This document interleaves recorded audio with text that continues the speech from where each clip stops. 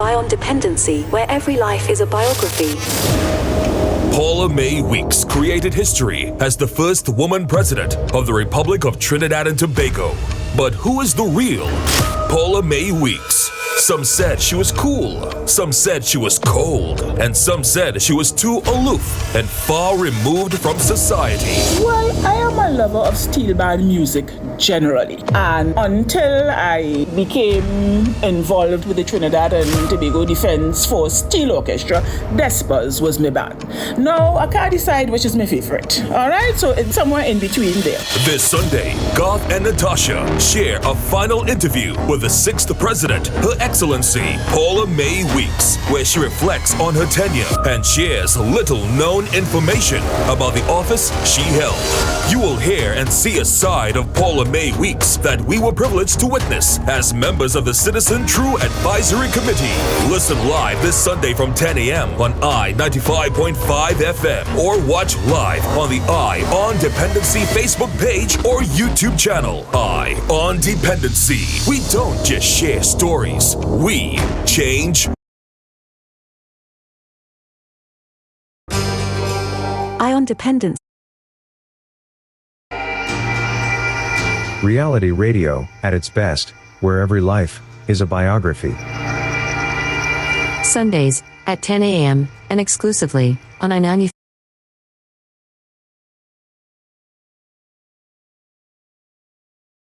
Facebook page and YouTube channel.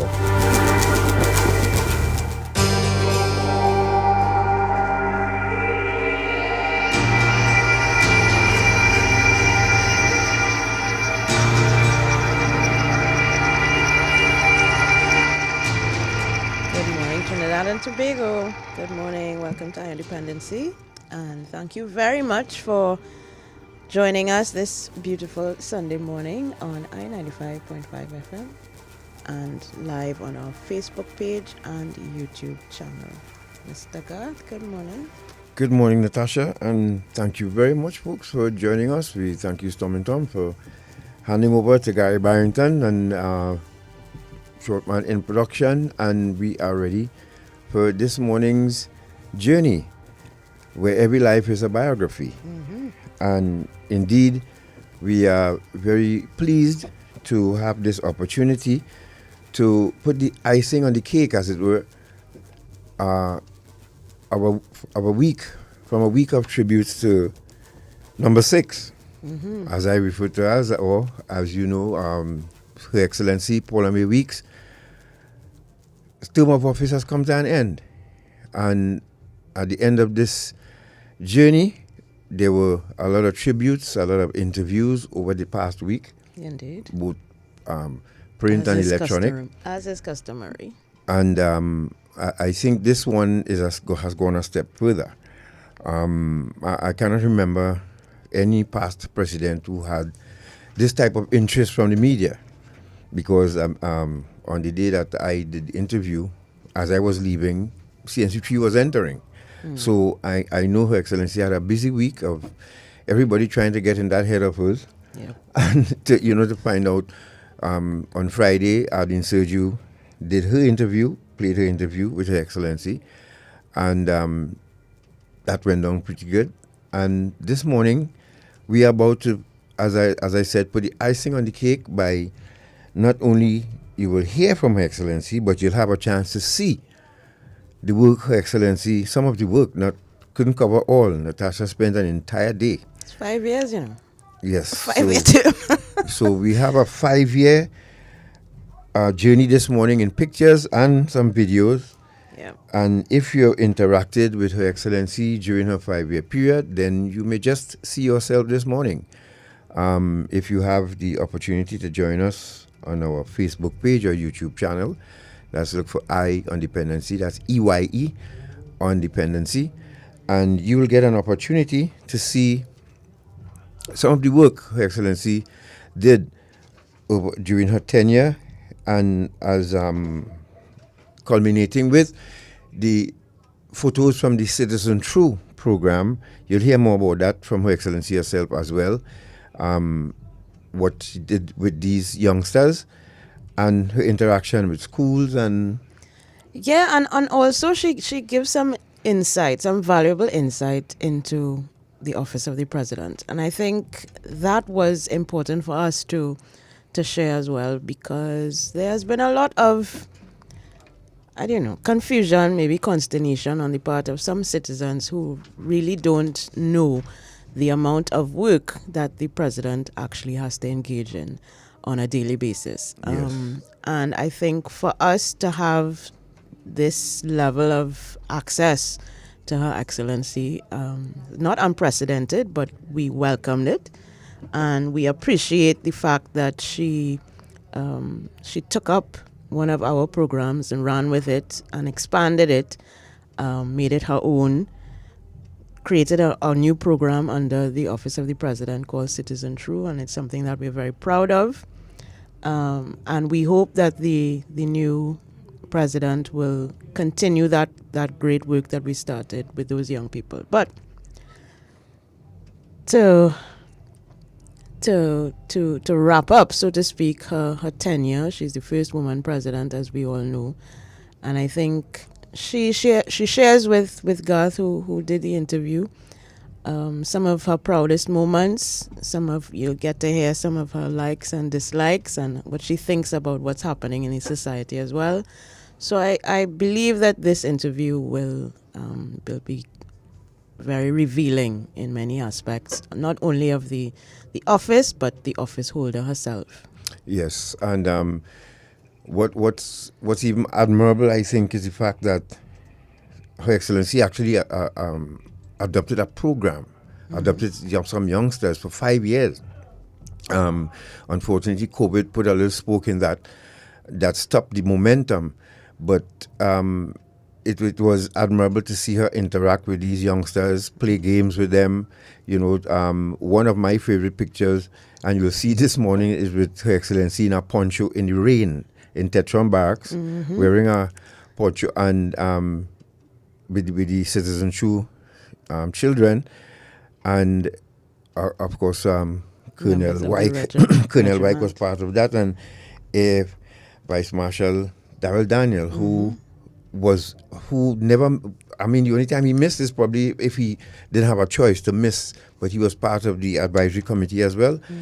And we want to thank him too for opening up and lending personnel from the Trinidad and Tobago Defense Force to mentor these youngsters and to mentor them. And it was a really nice journey, folks. So without further ado, we have broken up the interview into parts. So you're going to hear Her Excellency speak first about taking up the offer and the expectations, her first task as president, and her role as commander-in-chief, and that happy moment when she got up and danced, and of course her visit to the UK to the tattoo. You'll hear her speak about that.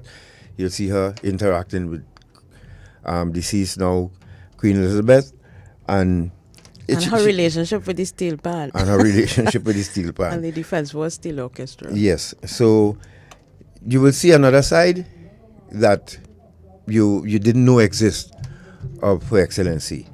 And to the detractors and the naysayers, we're going to have a chat with you later.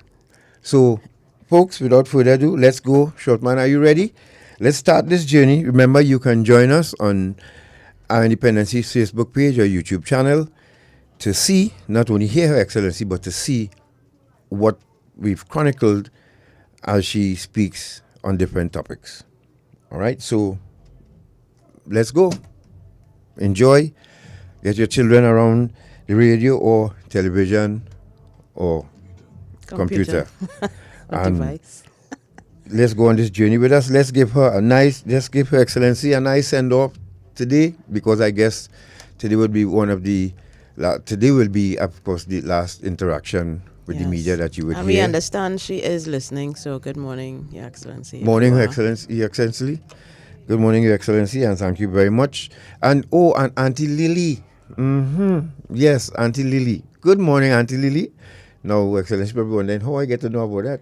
Auntie I'll tell you Lily. about that later. I don't even know about that. That's her mom, Auntie Lily. That's her mother. Yes. Okay. And morning, Mayor Brown, Your Worship. So we hope Auntie Lily's up and listening to us well. And Auntie Lily, we want to thank you for blessing us with a wonderful citizen, a true citizen, and a really cool citizen. Just sorry I didn't get a chance to give her a bounce. Short man, let's go, folks. Get ready for this journey. You have history by being the first female president of the Republic of Trinidad and Tobago. What made you decide when you were approached to actually take up the position? Yeah. Well, I had joined the judiciary in 1996. And at that time, and up to the time I left, the mandatory retirement age was 65. It has now gone to 70. And so I would have had 37 years in the judiciary. I retired from the judiciary 7 years short. And so when the approach came to take this up, and at first I was thinking, nah, I ain't really think so. And then the appeal to national service and patriotism was made. I thought, okay, if I did it, I will end in 2023. Which is the same year I would have finished had I stayed for my entire time in the judiciary. So I thought, okay, I could do 5 years more public service, and in any event, the public service will come to an end in 2023. So that was actually one of the factors, not the only factor, of course, but that was one of the factors that helped me decide that, yes, I would undertake this 1 5-year period. Now, did you have an idea of what to expect after you became president? Well, I did have an idea. And some of those thoughts came to pass. It was as I expected. But there was so much more and so much different. And I really don't even think that I could tell an incoming president all that they could expect. Because it's a very dynamic function. Your constitutional and legal functions are pretty much set. But there is so much else to the job, and I would suspect that it changes over time with the different personalities with whom you will come into contact, and depending on what is going on in the society at any given moment. So it was a mixed bag of what I expected and what I certainly did not expect. The first task you had as Commander-in-Chief of an Independence Parade, what was that like? Well, it was amusing to me because I had heard these tales that previous commanders-in-chief had all fallen faint along the way.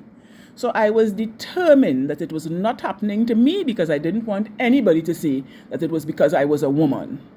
So I was so busy concentrating on standing straight, erect, and looking bright-eyed and bushy-tailed that I have to say that the parade may have been something of a blur, but I have left undefeated, of which I'm very proud. So what you say, you just saw heads as you were driving past in that land? Well, as they were passing me, because remember, I am still, and they are all going by. But by the second time, I was far more familiar. I knew exactly what it would take physically, and so I could pay more attention to the different contingents as they went along. I make no secret of it. I have always loved a parade. So that the Independence Parade was one of my favorite duties that I had as president.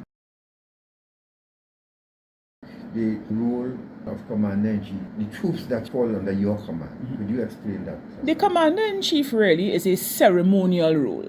It does not give to the Commander-in-Chief any powers really over the armed forces. Now, there are a number of functions the armed forces carry out that require the official stamp of the Commander-in-Chief, so to speak. So, for example, when they wish to dispatch forces to help in a humanitarian activity abroad. But that is not something that the Commander-in-Chief can say, listen, forces, something is going on in this island, I think you should go. That is decided by the decision-making authorities, and then it comes to the Commander-in-Chief for what you may call a rubber stamp. So that there are functions that the Commander-in-Chief by legislation must carry out in respect, for example, of approving promotions of certain ranks or of giving approval to someone who wants to resign from the TTDF, but really it carries no power or authority in the institution. There are a number of activities of the Defense Force that they will invite the president to, and you are expected to turn up. This is not like an invitation to a concert. There are lots of courtesies that the TTDF extends to the president. Now, the CDS is really the official aide-de-camp of the president. But because he cannot be on site and do daily duties with the president, as he has the TTDF to run, he nominates someone who carries out that duty day to day and who is stationed at the office of the president. But it is really the Chief of Defense Staff who is the aide-de-camp. So on any national occasion, you will see the CDS carrying out those duties if you look carefully. But most people don't even notice. You're learning something now? Yes. As a past member of the TTDF, well, there you go. There's always something to be learned. You had a very good relationship with the Defense Force. Oh, I did. And maybe one different from presidents before, simply because I remained at my home. And therefore, the Defense Force had a presence at my home that they have maintained on a 24/7 basis for the last 5 years. So I perhaps had more of, if you may call it, relationship with the Defense Force because of that. These officers were stationed very close to my house, so I very often overheard conversations that maybe I was not meant to hear. There was one that was of great hilarity to me when a member of the TTDF was getting married and he wished to have a picture taken with me on his wedding day. I said, but I am not the bride. We had to decline very politely. But it's that kind of relationship. You know, it was interesting to see the young men. There were very, very few women and only for very short periods of time. Mm-hmm. So generally, it was young men who did that duty at my home. And they were a very interesting batch. You made some eyebrows raised when you engaged the steel orchestra. It started in Tobago. You got up and you danced around the esplanade. And you are a lover of the steel orchestra, or you were just moved by the tune that they were playing at the time? Well, I am a lover of steel band music generally. And until I became involved, if I would call it that, with the Trinidad and Tobago Defense Force Steel Orchestra, Despas was my band. Now, I can't decide which is my favorite. All right? So it's somewhere in between there. But I have something of a history with the steel band, in that in 2019, I went to the Edinburgh Festival where they played. In fact, a letter had come to me asking whether or not I would give my approval for them to participate in the military tattoo, which of course I did. Once again, just a formal thing, because really it didn't have anything to do with me. It's not like I've said, no, I don't want them to go, and they would not have gone. But out of courtesy, the organizers wrote to me. And so I was there on the occasion that they played. I was coming from holiday. It was convenient for me to go to Scotland when the tattoo was on, and I went. And so a sort of relationship developed with them, even though I had not met the members. Then came the invitation from the persons who were organizing functions to do with the Queen's Jubilee. So I went there. Now I insisted on going to hear them practice. So I went down there. So now we have a one-on-one. I could see, I know who they are. When we had the private audience with the Queen, I actually sat beside her as she looked and listened to them. And then I was the one to go and convey to them right there and then at Windsor Castle her sentiments on the occasion. And they really did me proud. And 2 nights after that, they played for the entire group of persons there, among all the other representatives from different countries. And you know, steel band is something that's different.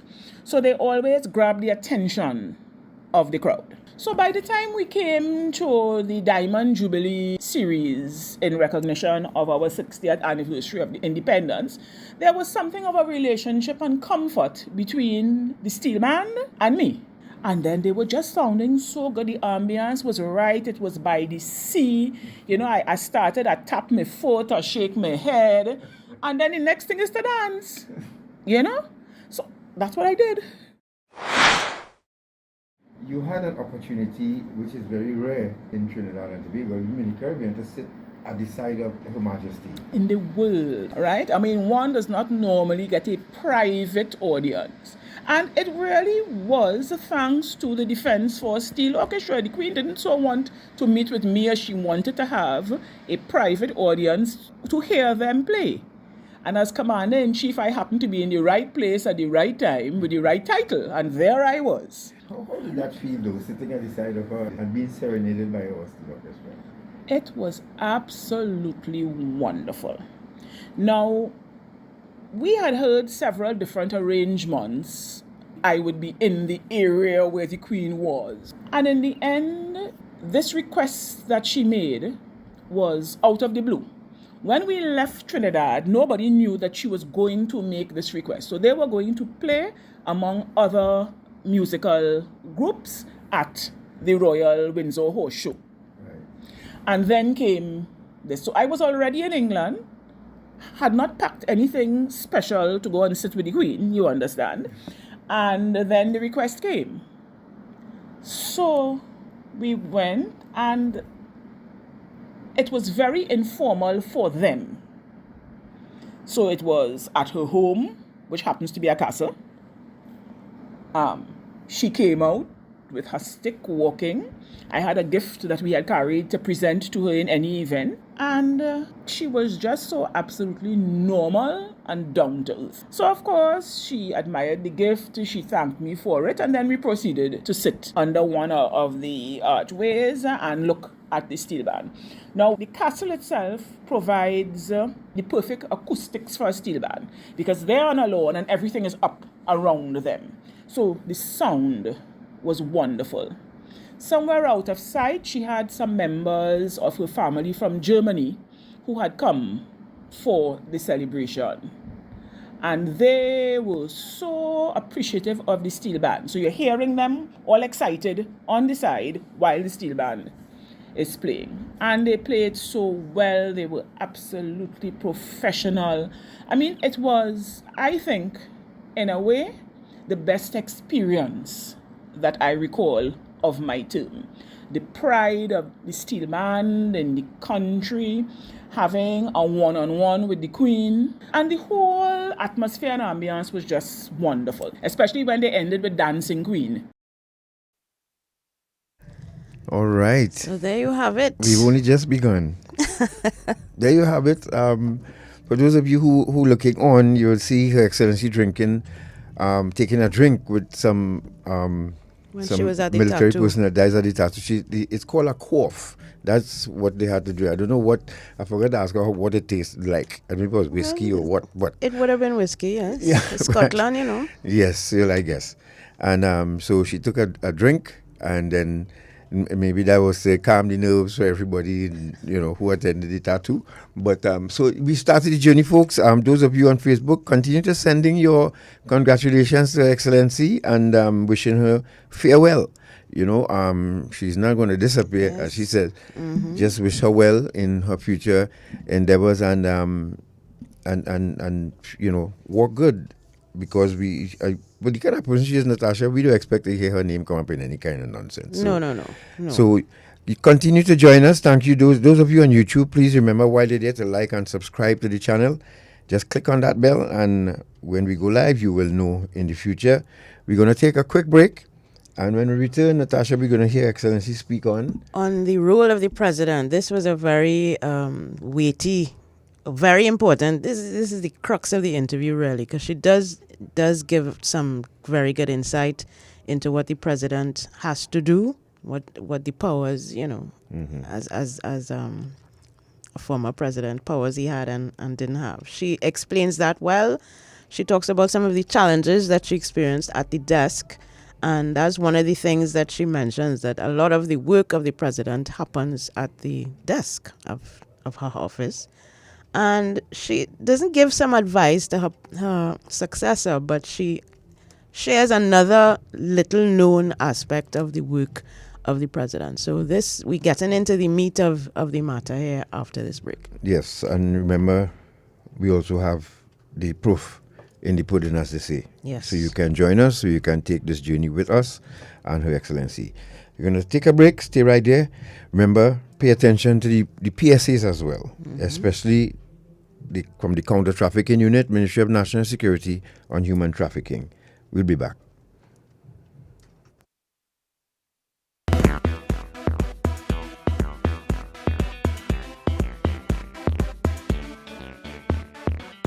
Ah boy. Feel like going to buy myself a senorita tonight. Nah. You know you might be promoting slavery. Slavery? What you talking about? Hey, modern day slavery or human trafficking is just what some of these people just do. You know some of these women were tricked to come here? Some are held against their will, abused, and even beaten. Most times the girls don't even see any of the money that is paid for them. And every night, they just have to come out looking nice and sexy for somebody like you. Human trafficking is a serious problem and a serious crime. Persons who solicit commercial sex services may be contributing to human trafficking. A message from the Counter Trafficking Unit of the Ministry of National Security.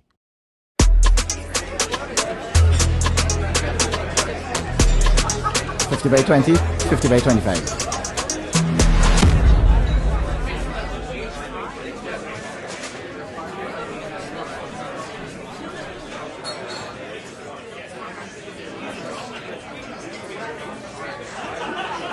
This is Kyron Pollard. When you play, do it the legal way. Don't bet on illegal gaming. Eye on Dependency with Garth and Natasha.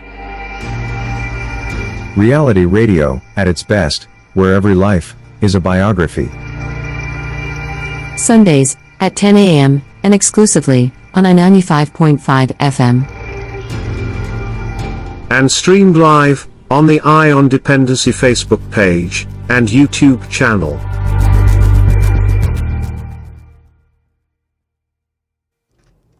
All right, thank you for staying with us. Let's get straight back into our interview with Her Excellency Paula-Mae Weeks. Again, she is, in this segment, she's going to talk about the work that goes on in the Office of the President. So listen very carefully. You will learn something after this segment, assured.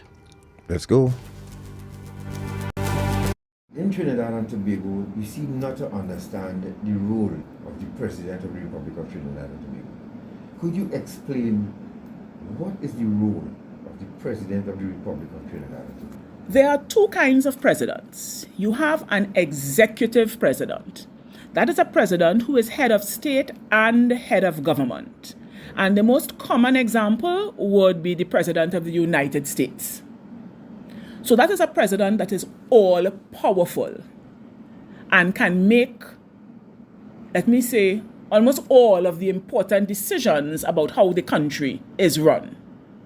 Then you have a non-executive president, where you have a head of state and a separate head of government. And that is the kind of presidency we have in Trinidad and Tobago.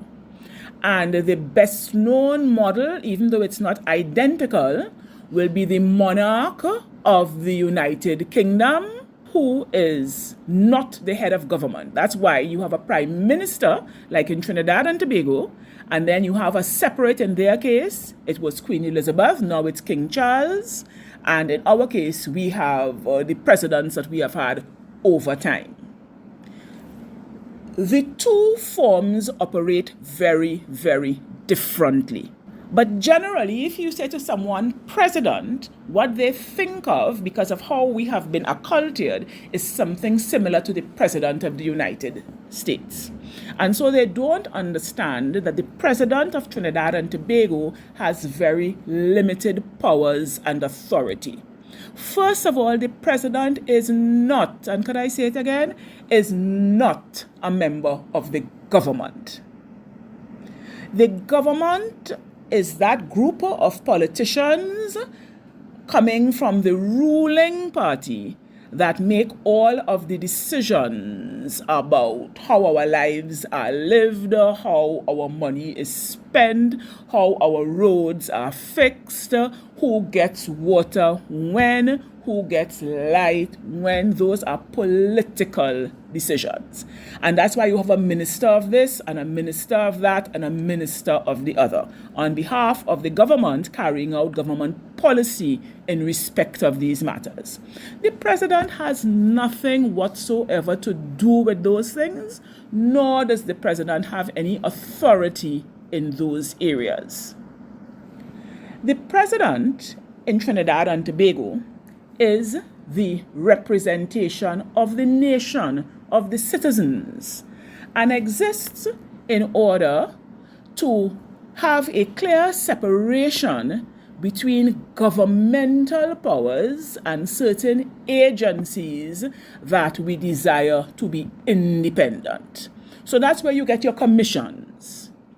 Now, in our executive presidency, the president, who is head of both government and state, will choose those people. But our system that we have inherited is one in which we want to have a clear and distinct separation.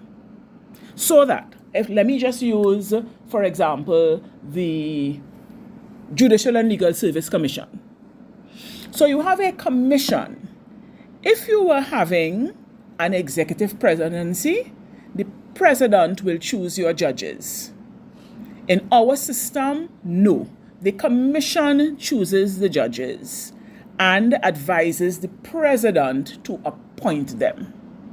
Now, the president does not have any particular power. The president can't say, well, no, Judicial Legal and Service Commission, I don't think that X should be appointed a judge. The president is advised, and when the president is advised, as long as the legal requirements are met, the president must act as advised. So you will have questions about how the president could appoint so-and-so a minister, because the president was so advised by the authority to advise the president. The person met the legal requirements. It may have to do with age or qualifications, and therefore the president has to do it. The president gets a little bit of power in certain appointments, in that the president must identify the person that the president wishes to nominate, and then consult with certain bodies about that person. The general and most popular consultation is consult with the Prime Minister and the Leader of the Opposition. And whenever the President consults with the Prime Minister, the President also must, by law, consult with the Leader of the Opposition. So a name is sent forward for a particular position, and then both of these parties are invited to let the President know what they think. Now, let me just say this. The President's office is not provided with any kind of investigative apparatus to look into the persons that the President is going to put forward. It does not exist. And therefore, beyond the qualifications of the person, which can be ascertained objectively, then, well, how the President finds out whether or not this person is suited by virtue of character and conduct is by asking third parties, which is not the most effective way. Because you might ask a person who is either very much in favor or very much against the individual. The information you get can be skewed, depending on the source of your information. So the President's office has to tiptoe its way through that information and make the best that it can of it. When you consult, it gives the Prime Minister and the Leader of the Opposition their chance to do their little investigations. So the President now has the benefit of its own investigations. Anything that the Prime Minister or the Leader of the Opposition have to bring to the table to see whether or not this is a suitable candidate. The president, of course, is free not to follow the opinion of either of those consulting parties, but that would be foolhardy. So that if they bring something and they can show you or say why, then it gives you cause for pause, and then you can check up further and come to some decision. There are other consultations, mind you. There are times when the president consults with the chief secretary for certain positions. There are some consultations with some labor and business organizations for particular things. But consultation is one process. And the only appointment in which the president has absolute discretion is independent senators and lay assessors of the Equal Opportunity Tribunal. Oh yes, Sentencing Commission. The president doesn't have to consult anybody. They look, they make their decisions, they do whatever investigations they can, and they make appointments. So that if persons understand those limits, and that the president is a creature of statute, the president can only legally do what is written down in the law. The president cannot act outside of the law in terms of legal and constitutional duties.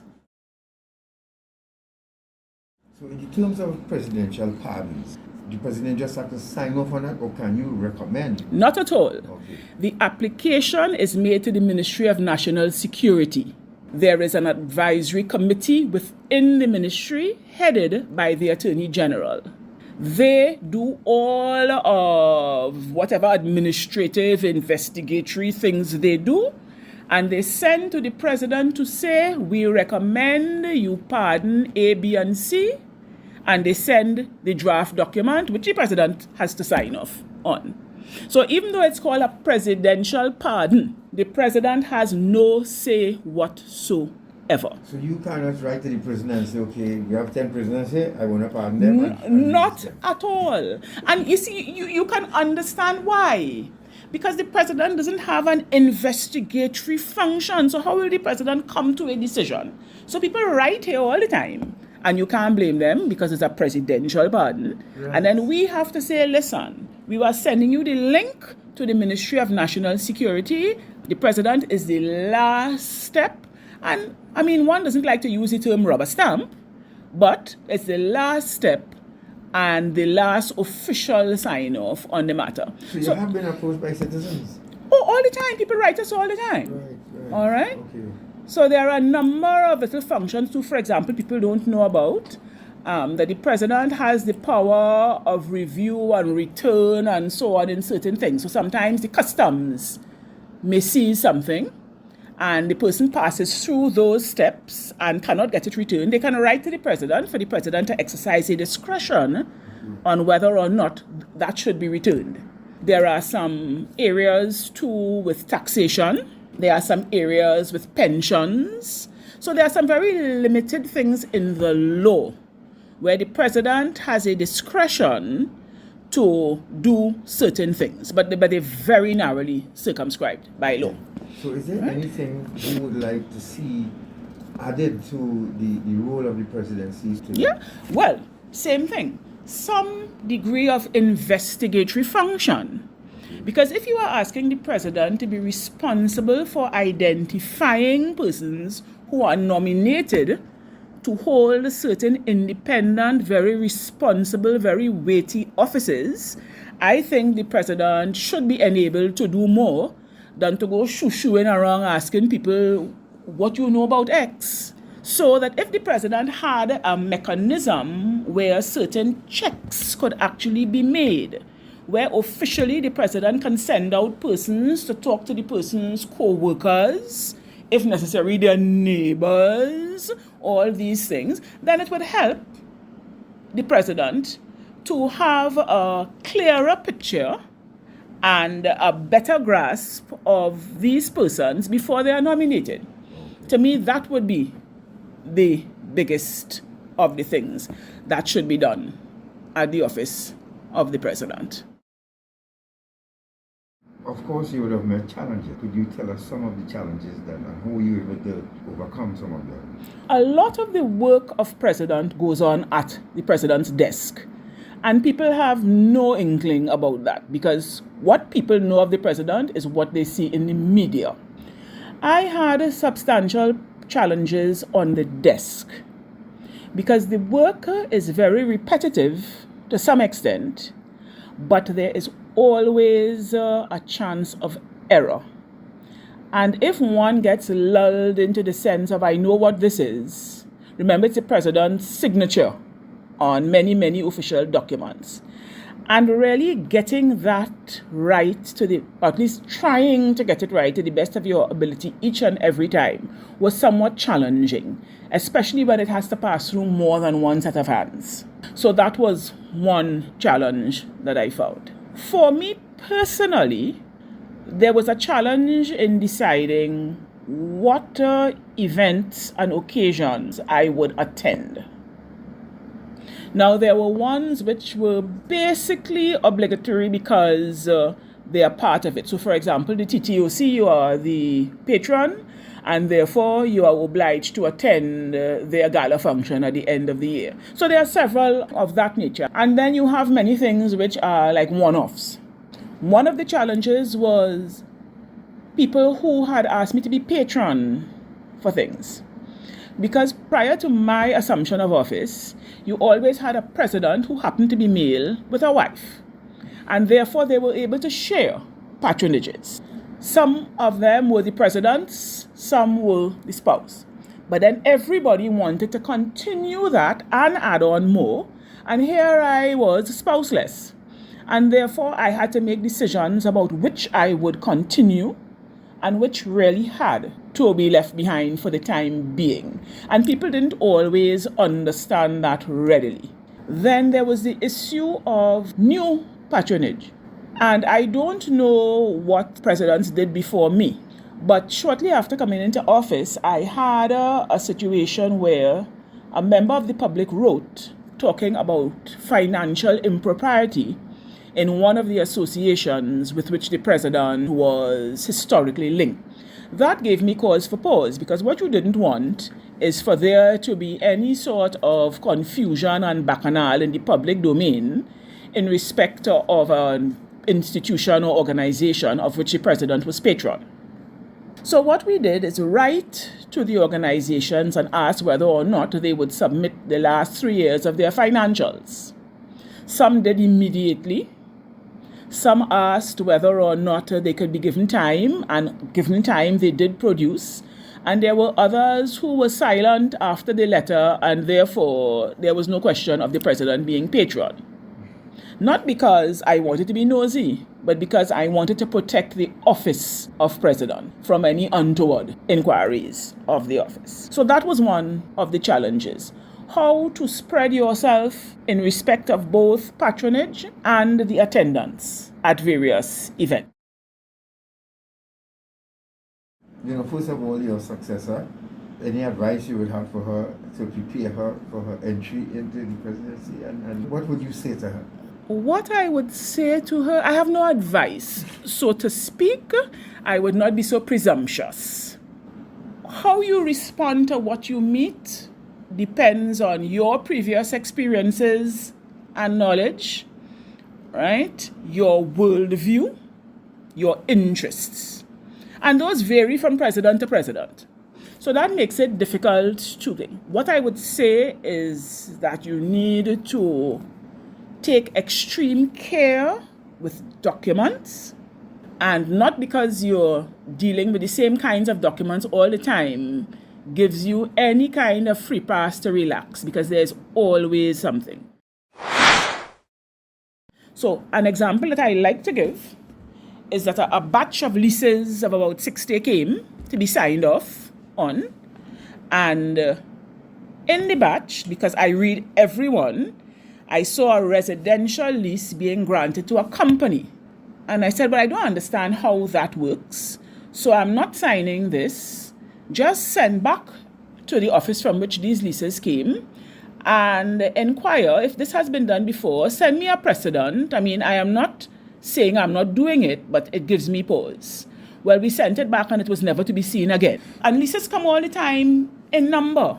So if you turn into an automaton and you just go on signing, you're going to run into trouble. No, you just give me one more question. The president have to sign leases? Yes, the government signs leases between, for example, like the city corporations and individuals, because the president is the holder of state lands.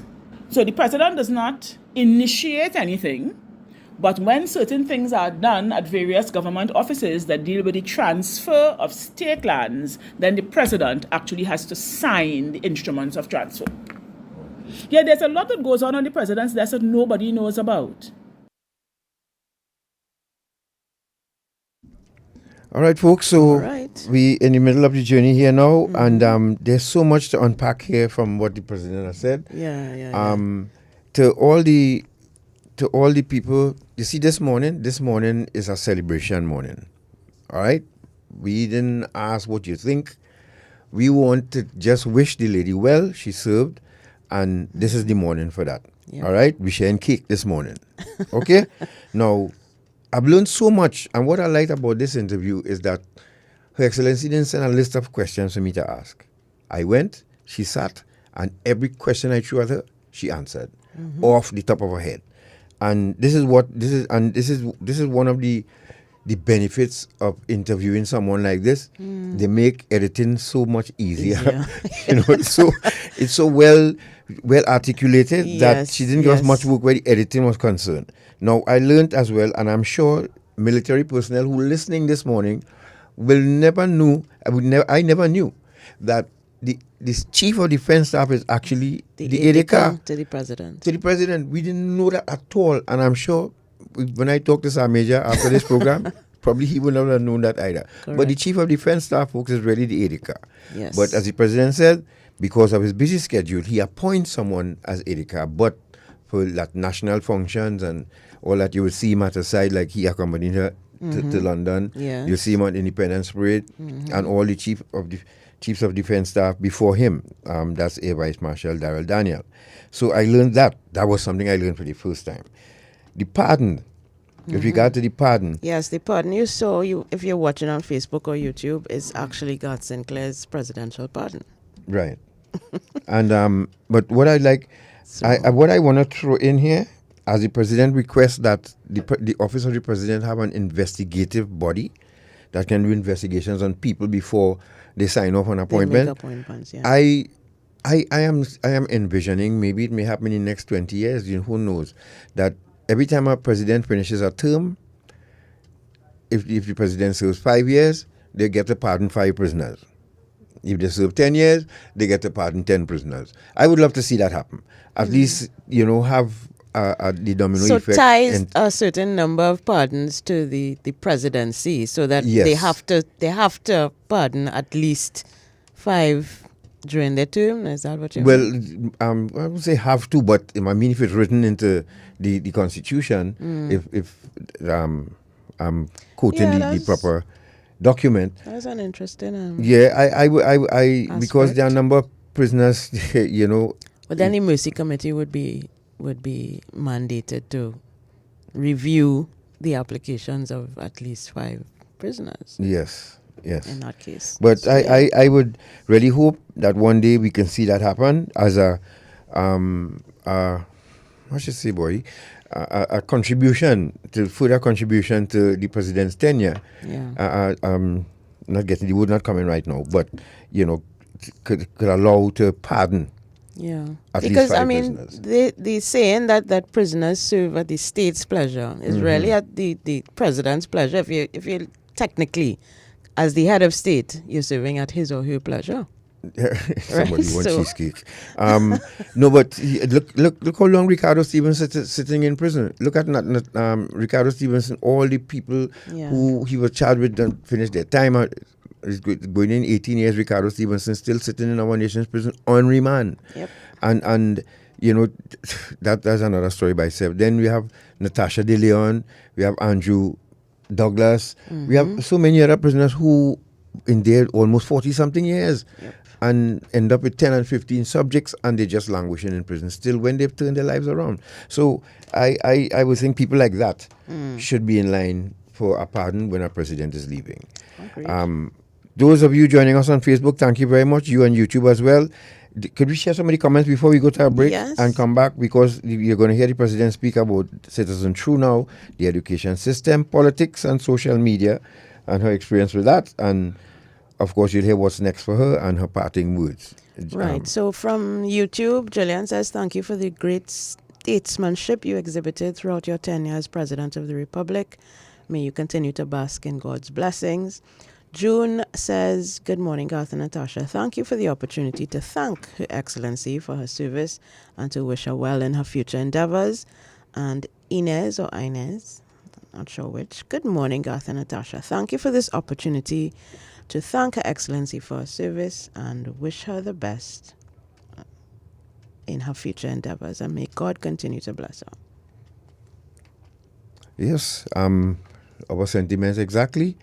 And those of you on Facebook as well, we thank you for your comments. We're going to share that when we return and go into the next segment. We have so many people to thank. Also there, we've lost a couple people. We'll speak about that too when we come back.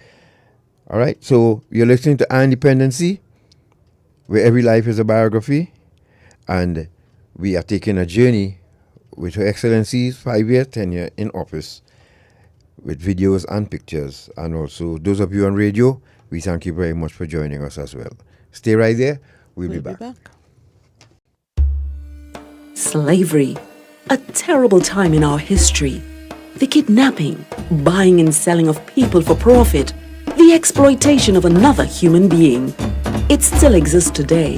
It has a new name: human trafficking. Anyone can be a victim. There is forced labor, sexual exploitation, and domestic servitude. Human trafficking is a worldwide problem and an emerging concern for us here in Trinidad and Tobago. If you know of or suspect human trafficking activity, call the Counter-Trafficking Hotline at 800-4CTU or 800-4288. Human trafficking is a crime. Identify it, report it, stop it. A message from the Counter-Trafficking Unit of the Ministry of National Security.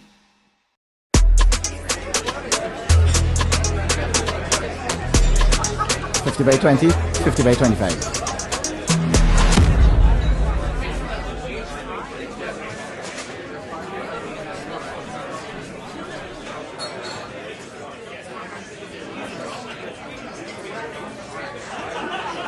This is Kyron Pollard. When you play, do it the legal way. Don't bet on illegal gaming. Ion Dependency with Garth and Natasha. Reality radio, at its best, where every life is a biography.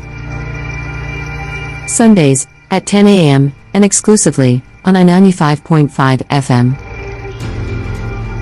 And streamed live on the Ion Dependency Facebook page and YouTube channel.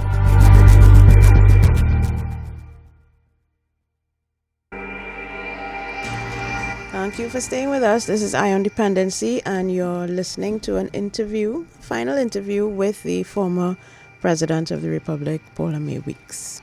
Yes, so let's go now to further into Her Excellency's journey and her interaction with some the salt of the earth, as I like to say.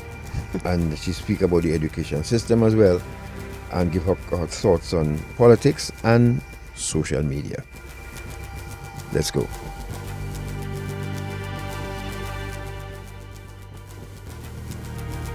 What are some of the things that you think you'll be very proud of? My greatest pride is really with a youth development program that this office launched in 2019 called Citizen True.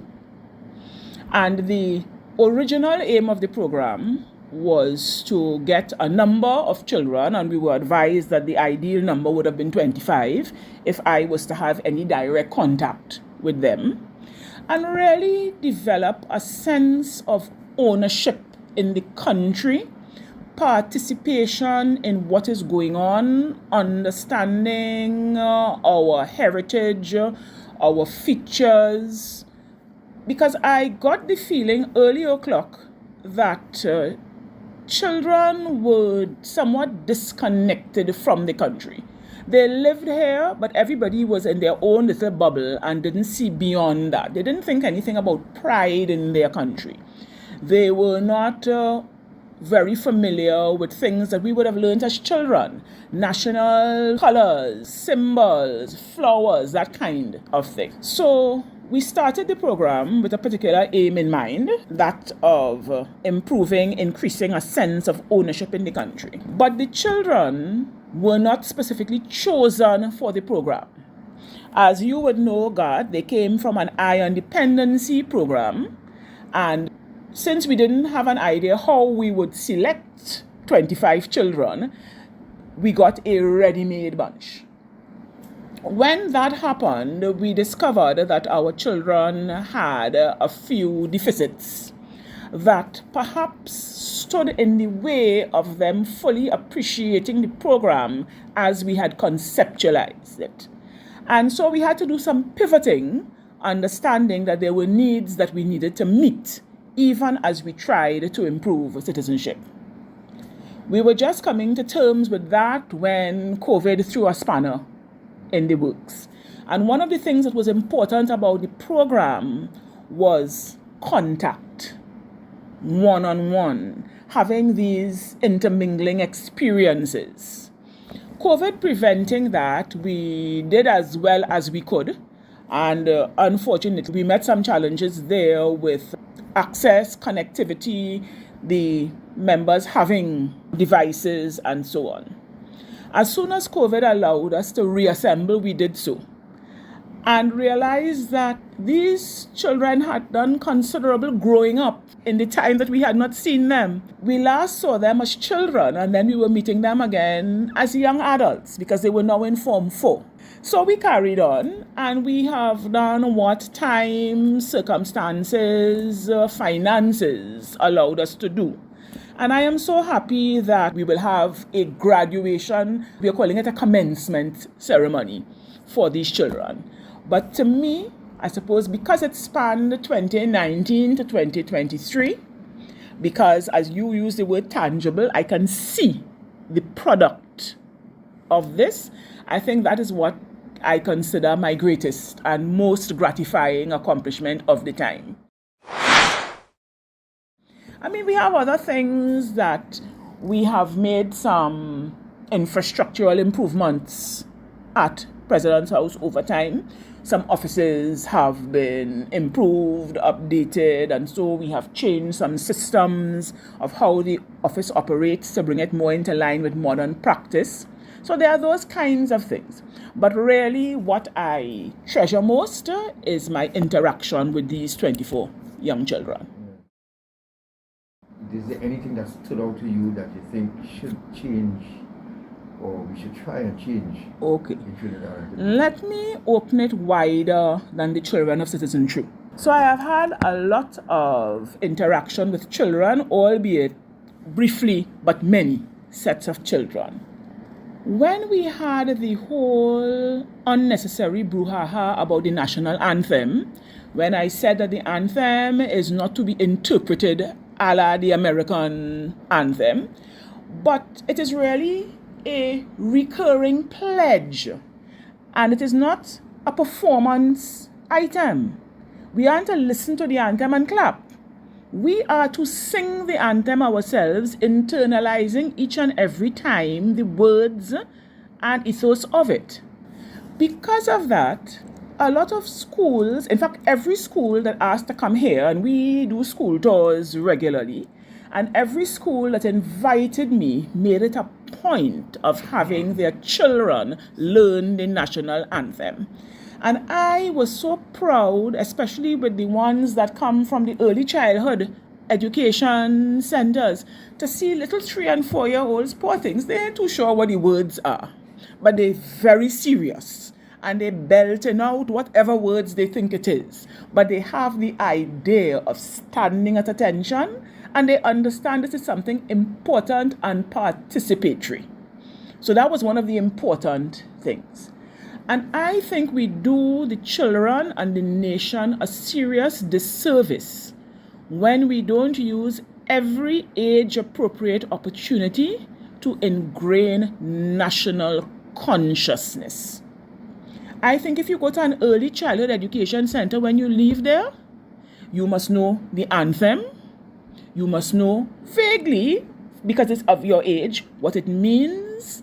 You should have seen pictures of the national flower. Little children could understand the flower. And if you show them a picture of a double chaconia and tell them what it is, anywhere they go, they will know it and know it's the national flower. Right? They should know the flag and what the different colors of the flag mean. Because children, before the age of 5, can understand these things. There are other things that they could learn that we need to teach early, and that is how the genders should operate.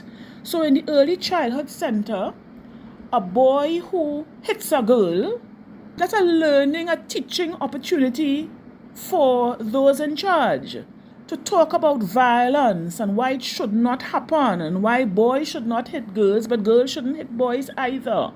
And there you have it. And then as you go up in the primary school, those things should be reinforced using what that age group could understand.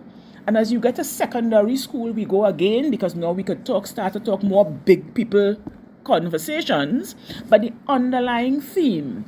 So to me, the schools or the whole education system provides the best opportunity for us to get our boys and girls to understand in stages 1, patriotism and national pride and gender issues.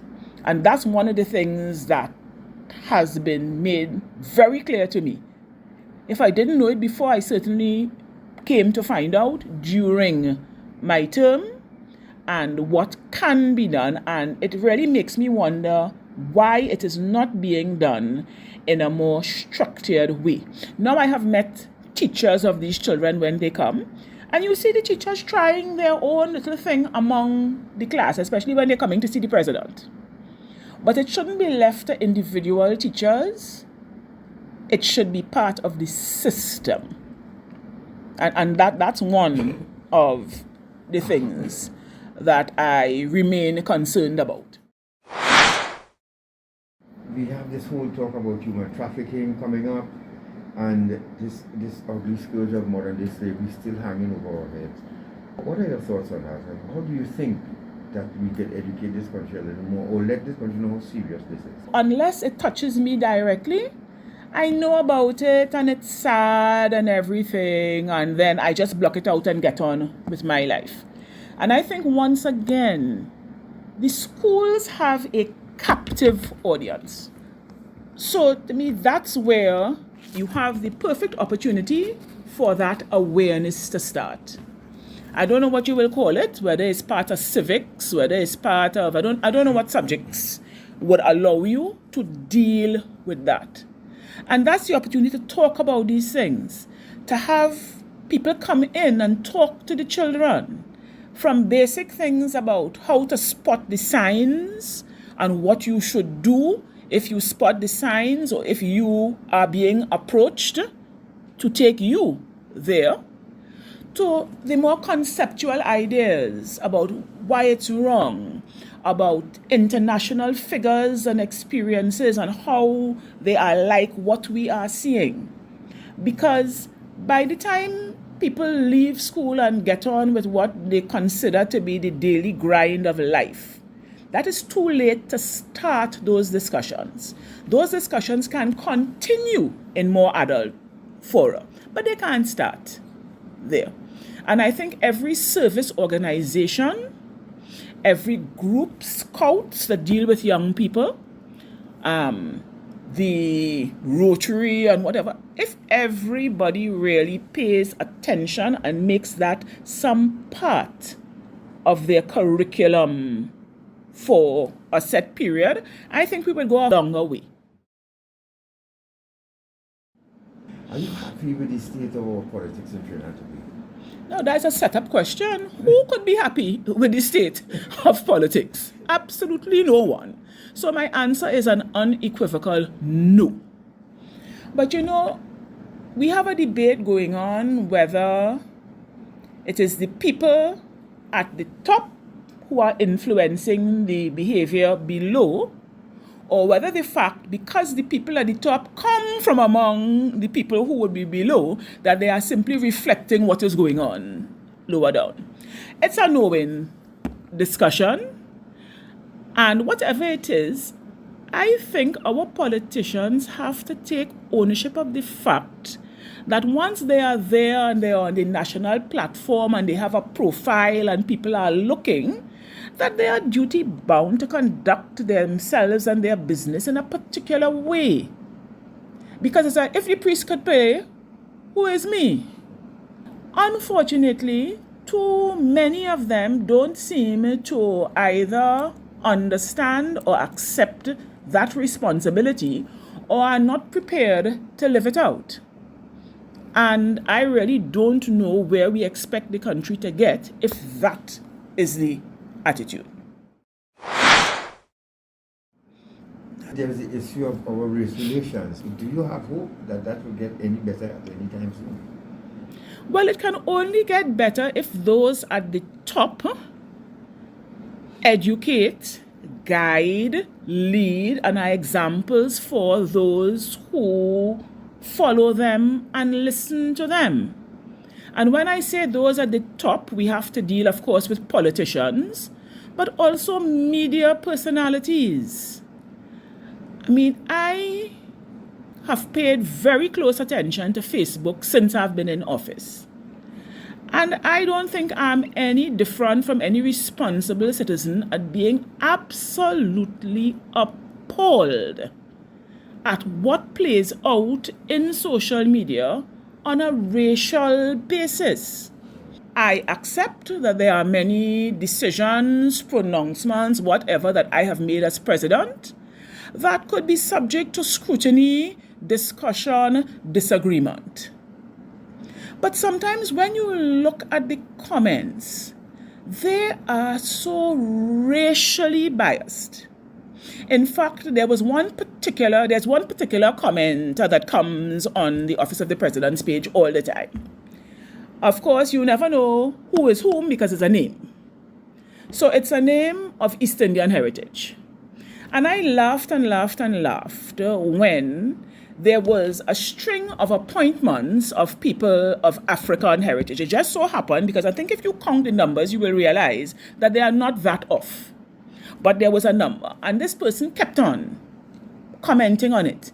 Like, okay, in other words, well, it's only African people you're appointing.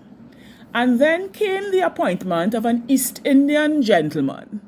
And from the time of the appointment, I was saying, well, let me see what the comment will be now. It was a reappointment. So the person now turned. It's only these set of old people who do already that you're putting them again. Why you don't put somebody new? And I thought, oh dear, we definitely can't satisfy you, can we? So you look at it and you think, but what is that? Some of the comments are so abusive. So even though you don't agree with the point or the decision, that's fine. But why do you need to be abusive? And then why is your abuse in racist terms? You could just disagree with the principle. And that's that. I think social media has given people an opportunity to express themselves. And I think it's something that feeds on itself. And sometimes it's not even what you really are feeling. It's not what you do day to day.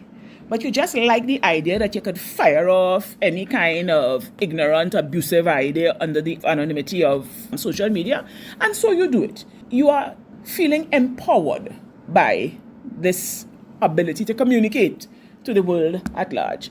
And it's very sad, because once we remain polarized like that, then we cannot come together to achieve anything. And there are many things, if we don't come together, we will not achieve them. They cannot be achieved in two separate silos. Right? And I don't know that our leaders I mean leaders in so many different spheres, not only political leaders, just not seeming to understand that. It's very sad, and I have no crystal ball to say where this will end. But if we go on as we do, I don't think you need a crystal ball to know that it cannot end well. It pops its head mostly after an election. When one side loses, you hear all sorts of nasty comments. Let me agree with you and then disagree with you in a way. Because what I find is that after the last election, it has not subsided as is the usual pattern. And that is what is frightening. Oh boy. Yep. As you said, Garth, she was very open and candid in this interview, and these questions weren't prepared. She answered every question that you asked and was very candid and open, in my view. And I think it was an opportunity for her to defrost to her.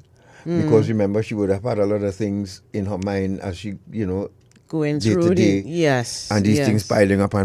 And I think it was an opportunity for her to defrost, really. And I know you were one of her favorites, so she opened up to you. I love to hear her laugh. It's true. I love to hear her laugh. That's my favorite. I love to hear her laugh. But folks, if you're just joining us, you missed a lot. We're taking a journey into the life and term of office of Her Excellency Paula-Mae Weeks. And we say good morning to her again, and Auntie Lily, good morning, and to the staff of the President's House. Yes. We'll get into that in a while, and the advisory committee, and call all the people who walk side by side with Her Excellency to ensure that these young children had a wonderful and educational experience during Citizen Show. And I want to particularly again mention the Chief of Defense Staff. What a humble guy. And, he was there every morning with us, sitting around the table with us commoners and having breakfast. I will miss the breakfast, though, if it's one thing. Boy, them, these breakfast at President's House, people, is nothing to sneeze at. Boy, listen to me. I wouldn't say lavish, but very, very tasty. Yeah. Well prepared by the staff, the military staff who is on staff at President's House. We enjoyed. The military staff. You see his name. Yes. Who's in the You go remember it, or please send the name from me. But yes, he was in charge of the staff, and we want to thank them very much too for being part of that accommodation every time we had the breakfast meeting with Her Excellency, which happened very often. And because Her Excellency wanted to stay on top of this. Remember, folks, when those of you who attended our Ready, Set, Grow program, when we prepared children for the transition from primary to secondary school, Her Excellency did the feature address. And she promised them publicly that this is not a one-off thing between you and I. I am going to be keeping my eyes on you during my term of office. Yeah. And that she did. So the children I know learned a lot, benefited, and Kyle. And the parents as well. We can't leave out the parents, because we at that graduation ceremony, which happened a couple of weeks ago, and we had an opportunity to speak with some of the parents about how they have seen their children, grow and develop over the past 5 years. And a lot of them were so thankful. Yes. And so appreciative and so shocked in some instances. Even we were shocked when we walked in there and we see some young men with beard, and it was the voice. It was like a shock. But I mean, when they just got there, I'll never forget. When they just got there, they said, "Mr. God, hello." I said, when you go to the graduation, Mr. God, what's up? I gave my box and look at that thing. I nodded the head and I said, hey. To see the transformation. The transformation was amazing. We had a chance to see children grow up, people. And Her Excellency provided us with that opportunity. Yep. So let's go to a quick break. And when we return, you're going to wrap up now with what's next for Her Excellency Paula-Mae Weeks. And her retirement plans. Yes, and as she gives her parting words, keep your good thoughts and comments coming in. Yep. And as we thank a citizen for serving us and serving us well, she's not perfect like everybody else. Natasha, one thing I wanted to highlight too, at the work that she did, you know, she spoke about the opposition, about the politicians and how they behave and the platform and social media. And social media. And my mind ran back to that consultation where, you know, people could understand how me sitting at a table as a lady, hearing rowdiness in the audience and then see them dragging a coffin inside the place. Will you think I go in and think I running out of there? Correct. A coffin in a public discussion, you know, and they're trying to justify that and say that wasn't planned and that and not understanding you have children looking at you. So I seen a black coffin coming towards me and you telling me I getting out of there too. The lady Miss Calendar was right. And this is the kind of thing Her Excellency speaking about, that kind of rowdy behavior. We telling children to learn conflict resolution and how to conduct themselves in public, but adults cannot do it. And then to make matters worse, you know, I talk about this and I'm going to speak about it again when I come back before we wrap up. The no-show inauguration or the swearing in. The swearing in, the no-show or the swearing in. Yes. This is disgusting. Disgraceful. And disgraceful. And I want somebody to send a message to these opposition politicians from the place. Are you all serious about Trinidad and Tobago, really? Are you all serious? What type of example you all setting for our children? That national events like independence and now this, you all cannot show that maturity to show children how to deal with differences. Not even just to show children, God, just to be a decent human being. You are servant of the people. You are elected to the parliament of this country, and you serve not just your constituents but all the citizens of this country. Thank you very much. And it is your duty to be present at events like this. The president, as Paula-Mae Weeks has said, is not a political figure. She's not a politician. This is the office. This is the highest office of the land. She's the head of state. And you couldn't show your face? Shame on you all. Shame, shame, shame on you all. And when I call you out for independence, you all had a problem with it. Well, I'm calling you out again. Shame on you all. Because when you all went on the platform, you told us you wanted to work for us. And you wanted to help run our country. But yet, you cannot, you know, because when Her Excellency read the list, did the salutation, she mentioned the opposition leader and her husband. Right. So people thought they were there. No, she just had to read a list that was presented to her. But you all didn't show. And you remember, she would arrive after everybody is seated. Correct. So she would know who there, who not there, and take off. They had no time for that. So, well, what was which the country are they excuse? really trying to run? Was any explanation put forward for No, that? other than they justified in not showing up again. One check. Look, let me just don't spoil the morning now. I forget. Children, let's talk of more pleasant things. Please, yes. Let's talk about more pleasant things. Let's take a break, folks. Let me calm down a little bit.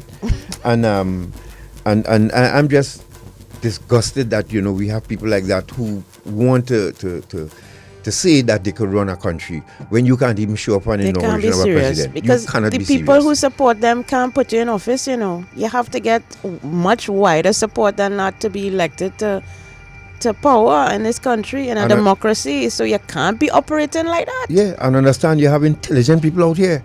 Apart from your sycophants and supporters. Correct. You have intelligent people who want to make an informed decision. And Correct. right now what you all doing?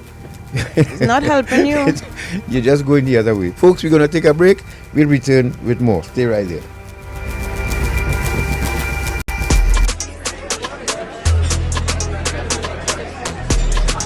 $50 by $20, $50 by $25.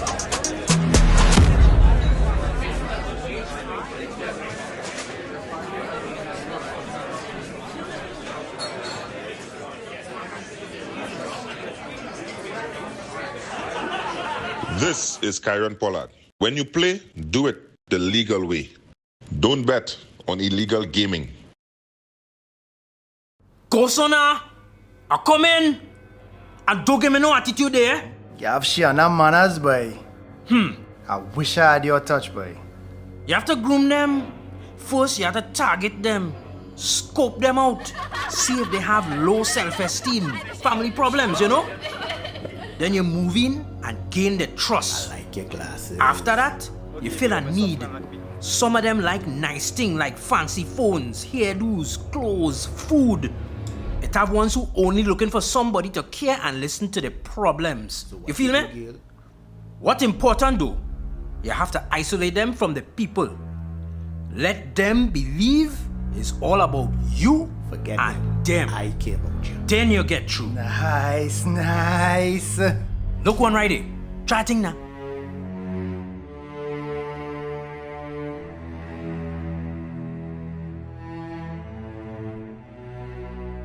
A message from the counter-trafficking unit of the Ministry of National Security. Eye on Dependency with Garth and Natasha. Reality radio, at its best, where every life is a biography. Sundays, at 10 a.m., and exclusively, on 95.5 FM. And streamed live on the Eye on Dependency Facebook page and YouTube channel.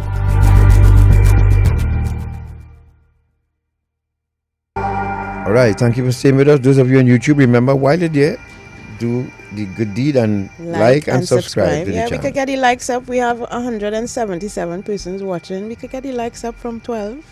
Yes, so just do us a favor and subscribe to the channel, please. Patricia Lewis, good morning. I was very proud as a citizen of this country to have you as president. And you served with dignity. I'm especially proud of the way you cared for your mom. It buoyed my spirit. Thank you very much, Patricia. Wendy Springer said, great initiative. Appreciate the depth of interview. Blessings always, Your Excellency. Continue to strive in your future endeavors. Darrell Gregory said, thank you, Madam President. Gata Natasha, please. Thank you, Gregory. Thanks a lot. Please continue to be mighty. Brian Johnson Batch, good morning to you.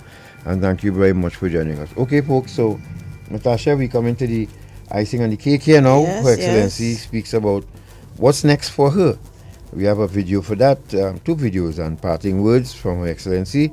And we'll have some time to take some of your calls who listen to us on the radio so that you can... While you watched our little slideshow presentation from all of the pictures of the Citizen True program. Yes, we have the pictures to show you. As I said, my favorite one is Her Excellency wearing that poncho in Tetron Barracks in the pouring rain with the children.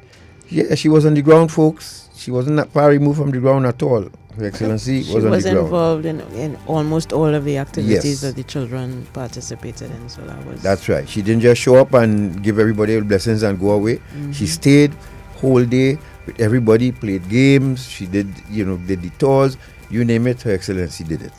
All right, so let's go, short man, to L.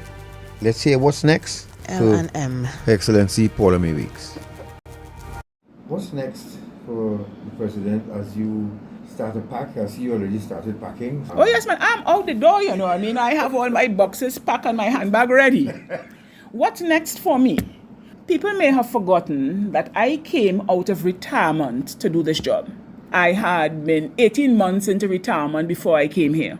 And I had set up things for that retirement. I want to return to them. So, for example, in 2016, I had invested quite a bit of money in orchid stock in order to build my orchid garden. It has gone neglected over the past 5 years. So in May, I am going to set about re-establishing, building back the places for the hanging and the display of my orchids and so.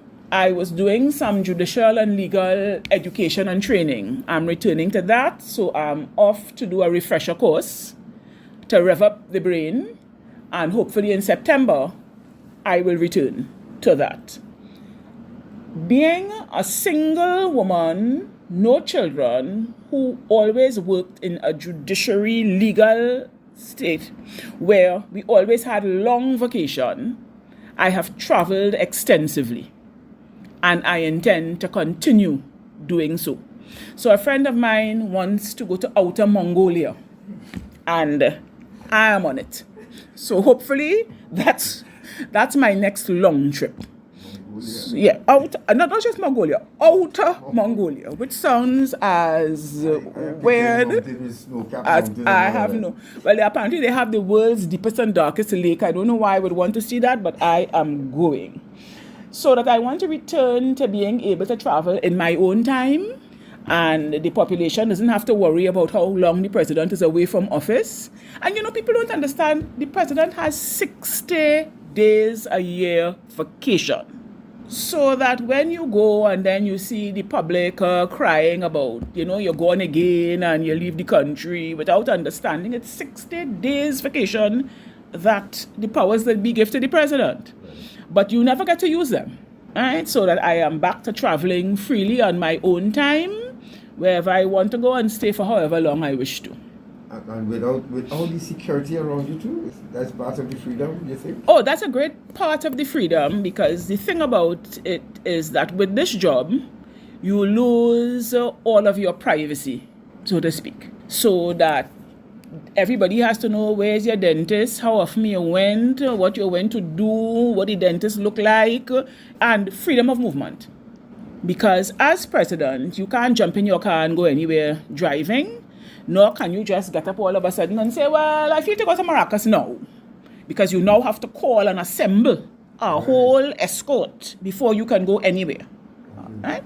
So that freedom of movement, being able to be spontaneous, and so is going to see a welcome return. And joining the traffic too again?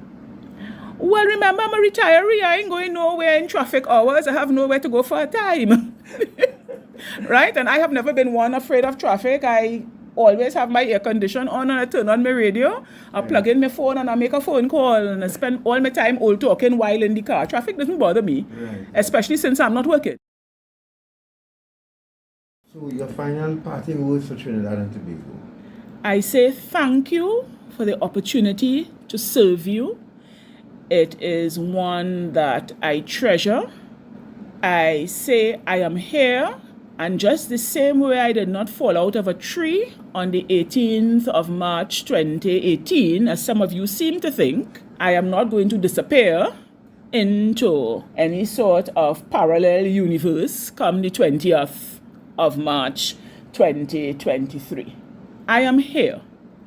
I am a citizen. I will return to all that citizens have to undergo as living in Trinidad and Tobago. I will continue to do my part as a citizen in my own little sphere to help the national effort. And I wish Trinidad and Tobago well. Right? So those are my parting words. Excellency, thank you very much for this opportunity. Again, it's wonderful to have the opportunity to sit with you, and we wish you all the best too. Thank you so much. Garth, I always enjoy speaking with you. Yes, I thank you for the opportunity. And yes, and we thank you once again for your service to Trinidad and Tobago. And we look forward to your successor taking up the role and moving forward. By the way, he will have a first husband now. How? Explain that to the public before we go there. So I'll just slip that in. Well, I don't know. How would a woman who never had a husband explain to you anything about how a first husband would work? No, in the role of president. Yeah, I said, you gave me maths, I can't answer, man. No, in the role of president, okay, like in the United States, there's a president and the first lady. What to help Trinidad and Tobago, because they're going to be calling the gentleman all kind of thing. First husband, first mister. They would hear that, Excellency. So help us here. What Listen, we should call it? We can't himself get the name or the address of the president right. People keep on calling me Madam President. I keep on saying that's an American term. The president is Your Excellency.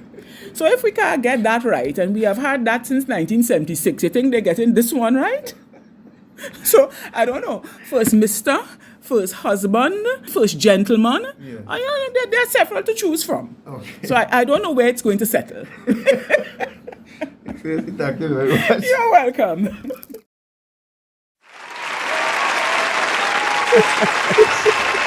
Giving the lady much she can answer. Why first Mr.? Only God can come up with something like that. First Mister. Yeah, actually, I like to hear her laugh. Yes. Okay, So, okay, gotcha. thank you very much, Her Excellency Paula-Mae Weeks, and we welcome Her Excellency Christine Carla Kangaloo from Cascade. Oh God, I have to put in that. Excellency, CCK. welcome to the office of the President. Yes. And of course, First Gentleman, or aka First Mr. Mr. Garcia. His Excellency. His Excellency. And you see, I forgot we need to get educated on that too, if he should be addressed as His Excellency as well. I think so. But folks, so continue to send your blessings to Her Excellency as we'll open the lines now if you would like to call. But before that, let me just say as we speak, Mrs. Williams, wife of deceased Bolt Williams, soldier, warrant officer, class 1 Bolt Williams, lost her brother, who is also the uncle of Patrice Roberts, Kelvin Roberts, aka Bogus, and he'll be burying on Wednesday in Toko. So we extend our condolences to the Roberts family, Patrice and Mrs. Williams and everybody else. Stay strong. Just this morning, Archbishop's sermon was about death. Where's thy sting? Yep. So while we're taking your calls, we will have on rotation on YouTube and Facebook pictures of Her Excellency interacting with the Citizen True students and children on the program and their parents, with the Chief of Defense Staff and 1 or 2 military personnel. I want to say thank you to, once again, Air Vice Marshal Darrell Daniel and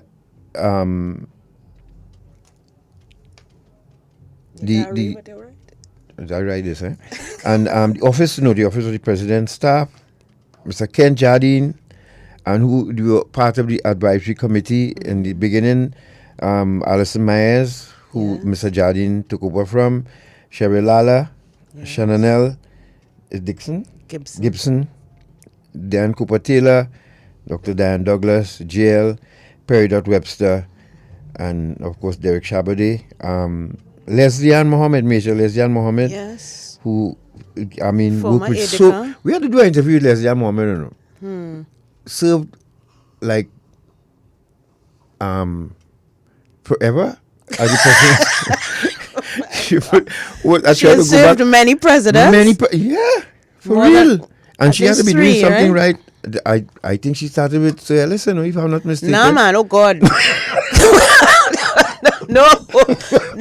Okay. God, I might be wrong, right? But let me just say, we'll talk about some trouble.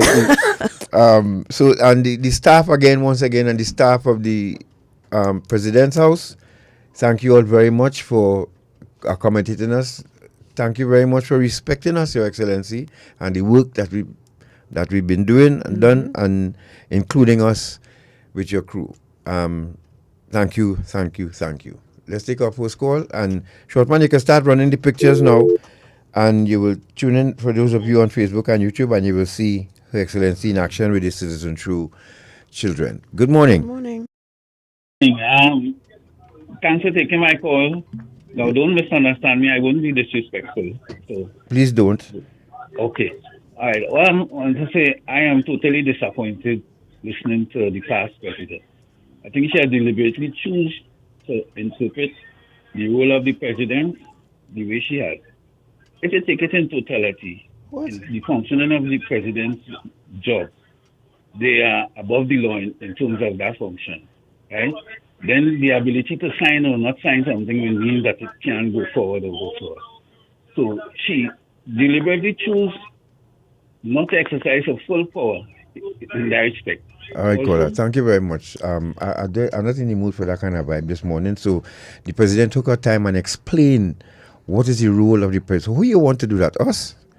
The president explained what's the role of the president. Neither is she above the law. She's actually bound by the law that prescribes her powers. That is exactly what she said. After all this lady just said. I mean, oh gosh. You see, and according to the let me just vote, Yeah. Hello, good morning. Good morning. Hi, morning. I want to fix it. agree with you all, and I give Miss Her Past Excellency all the blessings and anything she intends to do, I know she will do it in the name of Jesus. She did a great work, and I was happy with her. Agreed. Thank you very much. Hello, good morning. Good morning. Morning. Let me, of course, start by saying I love my country. Morning, Abby. Thank you. God, whenever we at the Stand Up for Justice wrote to the President's office, one thing we were sure of is that we'll get a response. Even when we were trying to get compensation for a former, I think it's Conrad Singh, a former person in the Army, compensation. Again, the President's office tried to do the investigation to see what transpired with that situation. So I can always say that the President's office responded. So there was always that courtesy. Let me just further go on to say, I know I know at times you have tried to get me onto that committee that you all were involved in. And yes. It would have been, from hearing what transpired, it would have been a real pleasure for me to be part of that committee. But God knows best. Yeah, I think the COVID interfered with that journey, Kabi. That is what happened. But at the end of the day, the fact that you tried, my brother, I will always be appreciative. All right. And secondly, as the President couldn't travel by herself, let me just give you this quickly. Once we invited George Michael Chambers to our function, quick. And George Michael Chambers sneaked out of Prime Minister's residence by himself, driving his own car, went up to Santa Cruz, picked up a partner, and came to the function in George's College by himself. I when he reached by the gate, the guard at the gate, without invitation, said, well, I don't know, the man just came home to this. The man told the Prime Minister and told me, and they run upstairs at the function because the chairman of the youth league at the wrong side function said, no, let the Prime Minister, and the Prime Minister, he did kill himself and laugh. That's what I'm saying. But at the end of the day, the President, she must follow the protocol, and I don't expect that she will sneak out of President's house and do something like that. But so I just saying thank you. She was a president of the highest caliber in terms of how she carried herself, her dignity and pride. And to me, she was a true patriot. Indeed, I wish Christine Kangulu all the best also as we continue as she followed the law. And what is most important is that we follow the law. And I thank her for her service. And I thank both you, Garth, and your beautiful wife for bringing this interview today. Thank you. You're welcome. Thank you, and Daddy Scratch Morning, thank you very much. I'll convey that to Her Excellency and Daddy Scratch, and of course Mr. Randy Halfite, and my former school teacher, Ms. Braffett. Everybody's listening. Thank you very much for joining us. Hello, good morning. I just see a picture of the President doing the cabbage patch. You can see it again. The floss. Is it floss? Yes. How I come up with cabbage patch? I don't know. No, that's a different dance. Yes, it is. Okay. Is it floss? Good morning. Good morning. Good morning, Garth and Mrs. Garth. Natasha, thanks. You see? My goodness. Good morning, ma'am. Wait, but seriously, y'all are not married? Yes, we are. But yes. Listen, this is totally off the cuff, off of all what one expects of a president. I wish she could impart on me her love for travel. Not that I don't have it, but she makes it sound so easy. And how does she deal with going in an aeroplane? That is beyond me. I have a fear of flying. That is incredible. Okay. But I just love to hear when she speaks about how she loves to travel and where she wants to go, and it really, really sounds good. And I thank her for her work, and of course the welcome and love to the president that is coming in. Yes. Thank you both. Ladies. You're welcome. You're welcome. You see, I'm wearing my national colors this morning. Or you know, I only wear this on special occasions. Okay. Good time. Hello, good morning. Hello, good morning, God. Morning. I am so glad to get. Oh gosh, we lost you there. Please try again. Who's this? You there? I think he called drop. Yes. Oh, you're yes, there. I am there. Go ahead. Yes, Go ahead. I said I am Inez. I am Inez. I work with Miss Weeks at the DPP office. Okay. That lady is a wonderful woman. Just what she says is just what she does. Yes. And may God continue to bless her. And she really loved her mother and children. Thank you all. You're welcome, Inez. You're welcome. Thanks a lot for calling. Thank you. This are some pictures with them in Tetron, the youths in Tetron on that day, and they choose to rain buckets and drop that day. But Her Excellency stayed with them, and they enjoyed a nice tour of the Coast Guard and Regiment in Tetron Barracks. Hello, good morning. Yeah, good morning. I just want to thank you, Gat and Natasha, for this opportunity to hear our former president. She is so genuine. She's such a lady. And I'm happy that you had the opportunity to have her express herself. Yes. And I feel so good just listening to this morning. Thank you very much. You're welcome. Thank We'd you. love to have her in studio, but she, unfortunately, She doesn't do Sundays. duty calls. Yes. But we wish her all the best. Really. As I said, I enjoyed every time I had the opportunity. We had the opportunity to sit with her, interact with her, and everybody had a say, and she never made you feel less than. Yep. Sometimes when I find in a mood, and like a time when we have I say, Excellency, everything all right? You sure? And she'd my little tap, boy, what's wrong with you? Yes, everything. I will tell you if something is wrong. Right. I say, okay, thank you. Hello, good morning. Good morning to you, Garth and Natasha. Morning. I want to thank you both for the manner in which you conduct yourself and the work that you do. I salute you guys. Thank you, ma'am. To our esteemed former president, Her Excellency, Ms. Paula-Mae Weeks, I want to thank you, ma'am, Your Excellency, for the work that you have done, for the manner in which you conducted the office of the presidency with honor and integrity. You have been outstanding.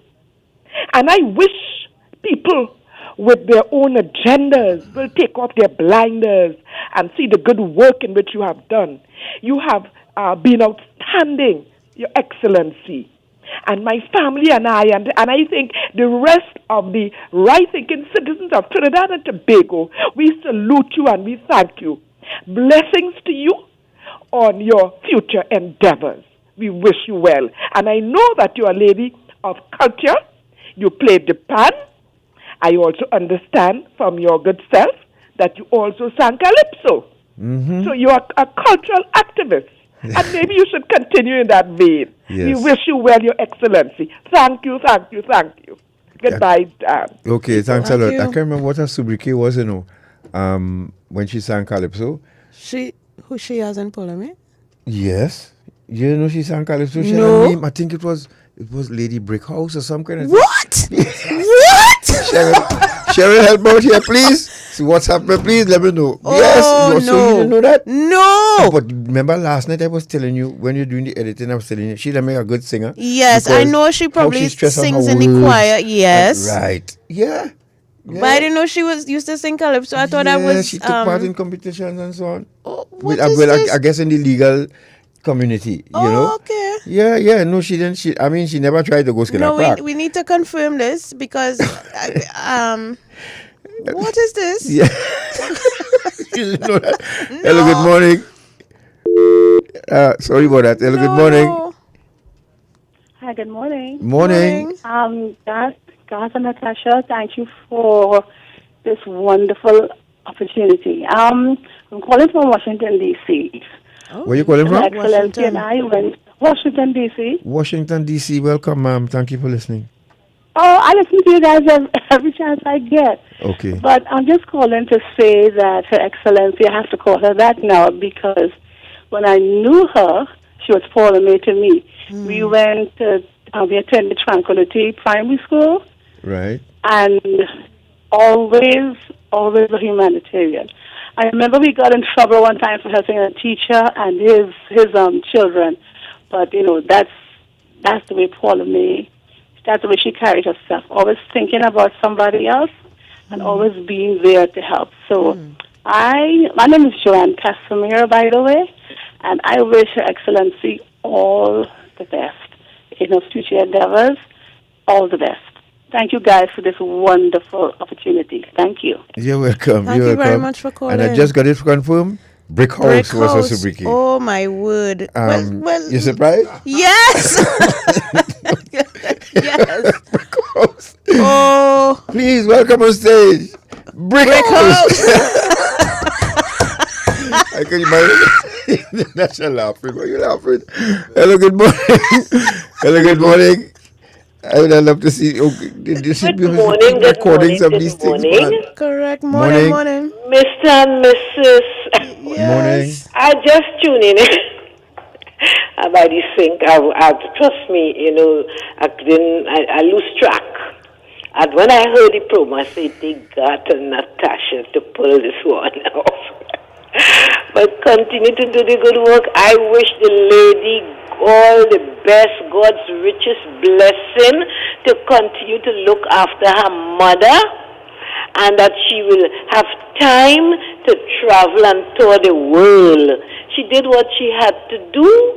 She was there because she was supposed to be there. It was written, and she played her part.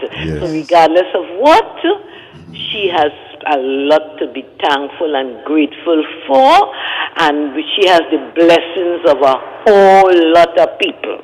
So God and Natasha, I know they always hear but continue, right? You all are two unusual people, and God's blessing to you, two of you as well, okay? All right. Thank you very much. Thank you. Same to you, Yvonne. And for those of you who missed the beginning of the program, you can go back to our social media pages. When we're done, you can go to the Facebook or YouTube, and you can look at the program again from the beginning, because, as I said, we shared a lot of pictures and videos.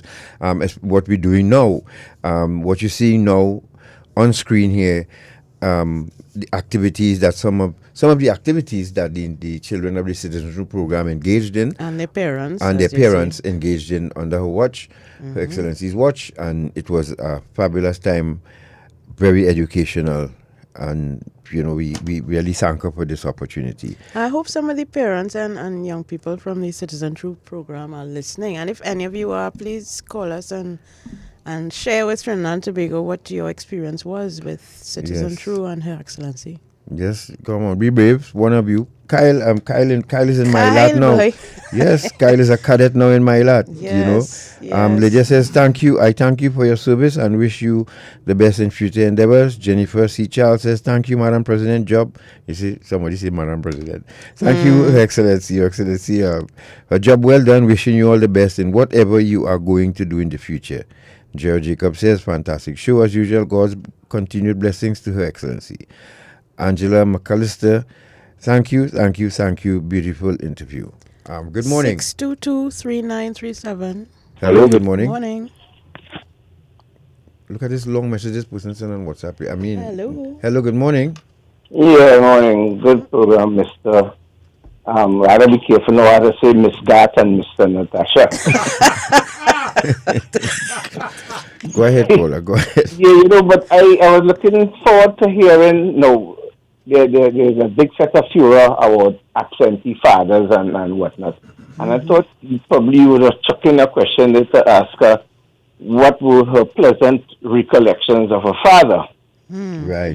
That's about her mother and her devotion to her mother, but I was waiting to hear who was Her Excellency's father and in what way he may have impacted or not impacted. Right. Good point. Maybe we need to replay the first interview that we did with her, where she did share a little bit about her growing up home with her parents. But no, you're right, Caller. I agree with you, and I neglected to ask that part about her dad. So you cut him off. Well, so thanks very much for bringing that up. You're right. I should have asked that as well. But you know what? She's still here in Trinidad and Tobago, and one day we may get her to come in studio and sing a verse or two in the Kaiso. Yes, definitely. You understand? She has enough time to prepare Kaiso. Yes. When she comes back from Outer Mongolia. Yes, when you come back from Outer Mongolia. Hello, good morning. Good morning, Gata Natasha. Morning. I want to say the former First Lady. She was very effective. She was a boss. She didn't put on anything. She was so effective with what she said. I wish her all the best. And I love how she said where her mother is concerned, how she take care of her mother, which is biblical. Honor thy mother and thy father, say your days may be long in the land of the living. You understand? She was very effective. And to the naysayers and them, the one who come out and say whatever, when you have nothing to say, you criticize. You understand? Blessings. Enjoy your day. Okay. Thank you very much, caller. Probably you're right. Yes. 6223927. Good morning.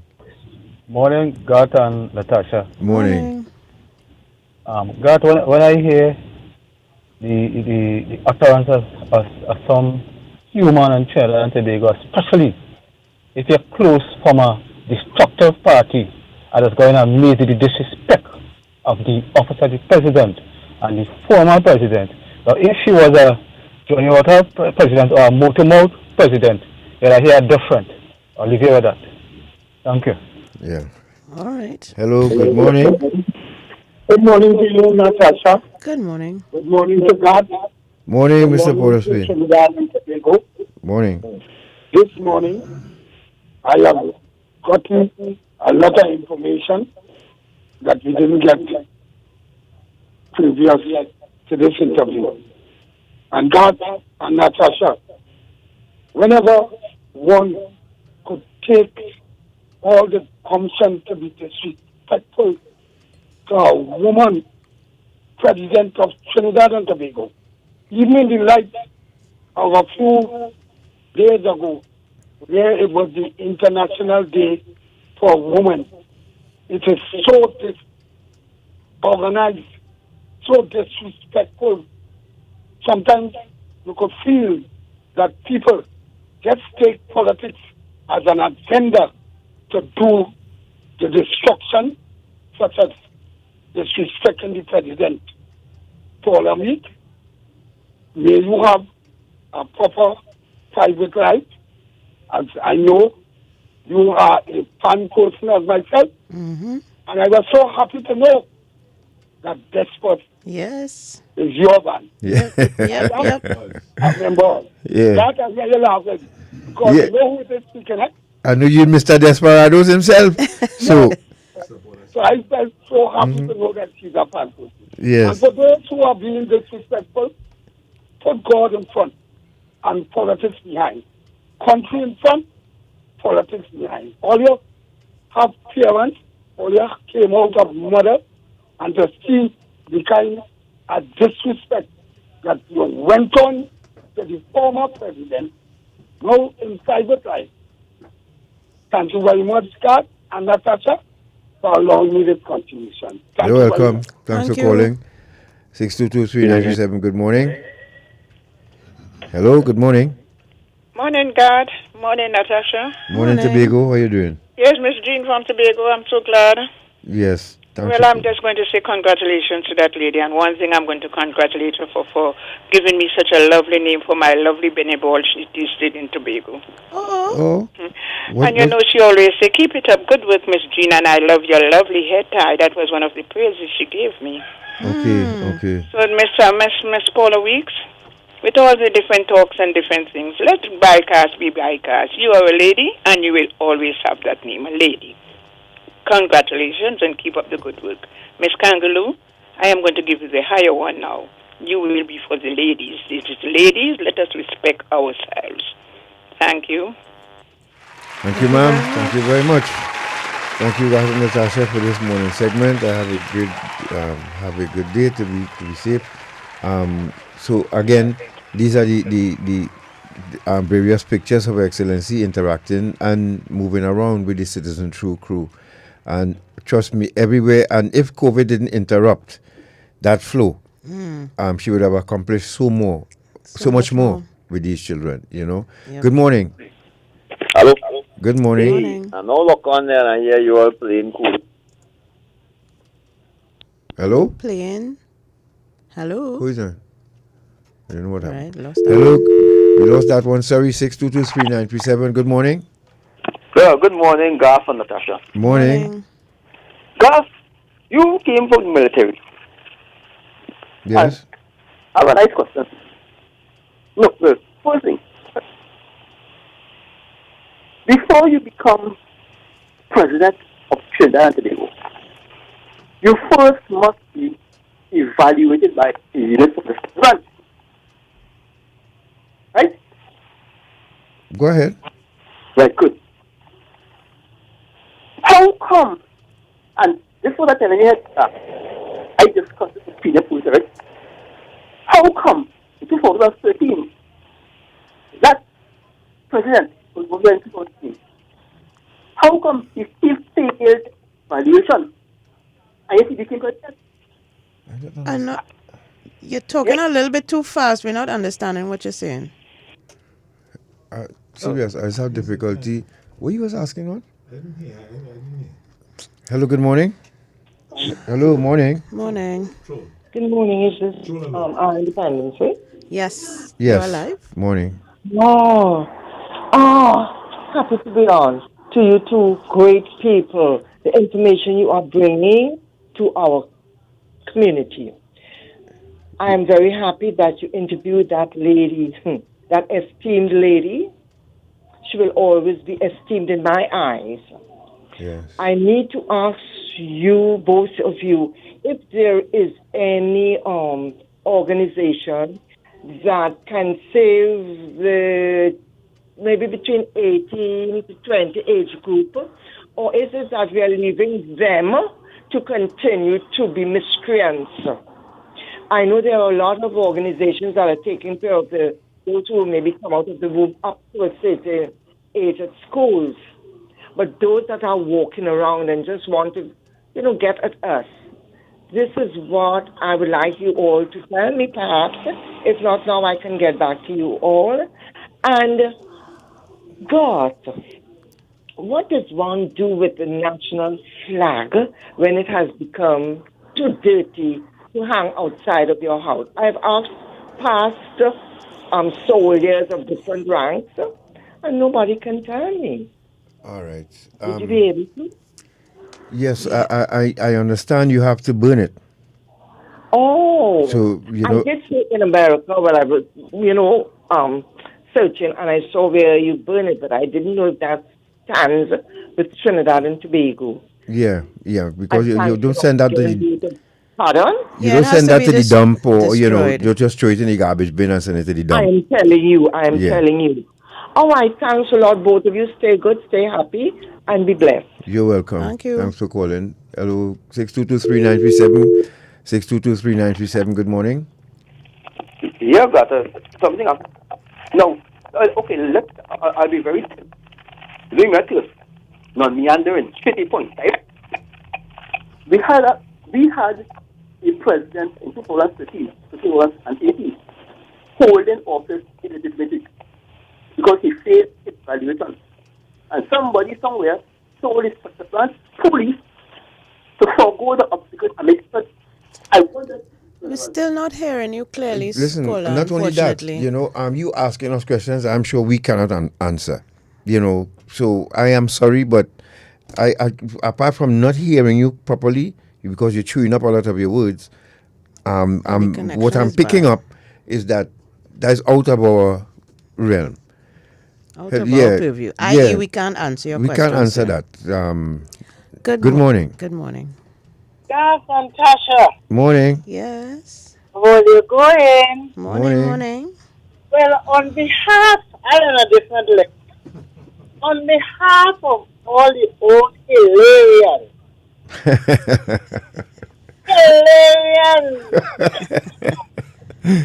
Oh boy. Yes. Yes, come with it. Miss Sherland, you may be rejoicing that you gave our nation from 1962 a lady impeccable, full of class and dictum. Miss Sherland and others. Yes, we are accustomed to be showing so much. But Miss Sherland told us that, if you all remember. All right. So, Madam President, on behalf of my family and I, take a bow. Take a bow. dignity and grace. May you go forth in any endeavor that you would like. God, I'm in the church that didn't get today. I can't talk about it. But I just want to tell the nation and all his area broke the gas ceiling. Only remember that. Yes. All right. But then the young people take that and all the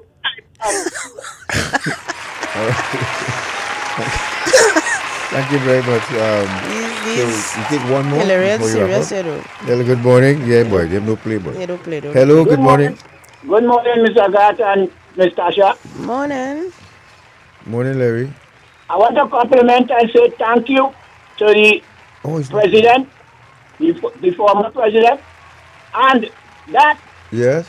I want to congratulate for this interview because that many of us didn't really understand the position of a president. Yes. And I want to congratulate the former president for being so acute in the realization of that. Because there are many of us who don't understand the exit. Yes. Correct. To the president we have and the president of England. That was a very, very, very important information for people of Kerala to. Yes. Yes, Papi. Thank you. I wish that you managed to give our last male presidential interview so that male will understand the power of the male in the position. Thank you to all in Trinidad and Tobago and hope that all of that consciousness of the president. Thank you. All right. And on that enthusiastic Come note. back to us, short man. Let us say goodbye to the people. Yes. Yeah. Thank you very much. Thanks. Yeah, and I forgot it. Sorry, it wasn't Larry. Thanks to Her Excellency for Yes. For all being that. her. Yeah, for being you. Yeah, agreed. Thank you for being you. Thank you for showing us that respect and, exposing us to. Wish you all the best. a I lot might of things have that to we come didn't and check it for a piece of orchids. orchids. Yes, because I have one mine in home by me. But no orchid. That is a fascinating hobby, and I hope you. I hope your orchid garden flourishes. Yes. And to all of you on Facebook and YouTube, we thank you so much for joining us this morning and sharing in this delightful journey with former President of the Republic of Trinidad and Tobago, Paula-Mae Weeks. So God bless you all. Auntie Lily, we wish you all the best too. And, you just stay strong and look after each other now. Look out for each other. Take care of each other. God bless you all. Gary, and we have major news coming up next at 12 with Daily Knock, I suspect. All right, so folks, take care. Have a good day. Good afternoon. Be safe.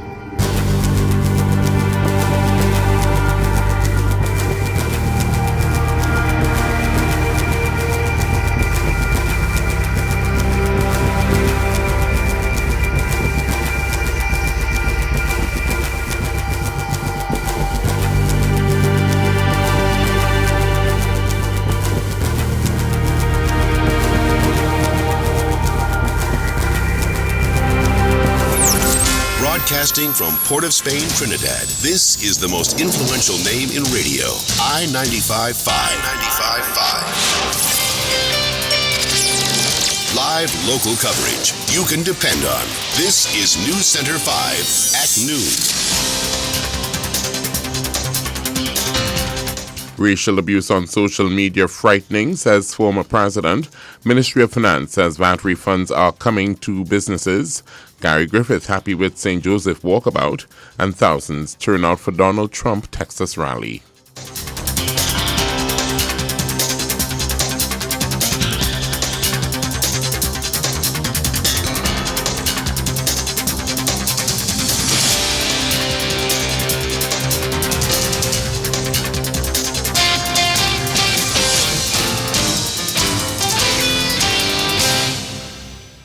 Good afternoon, I'm Sterling Henderson with the news to 12 o'clock. Former President Paula-Mae describes as frightening the level of racial abuse exhibited on social media.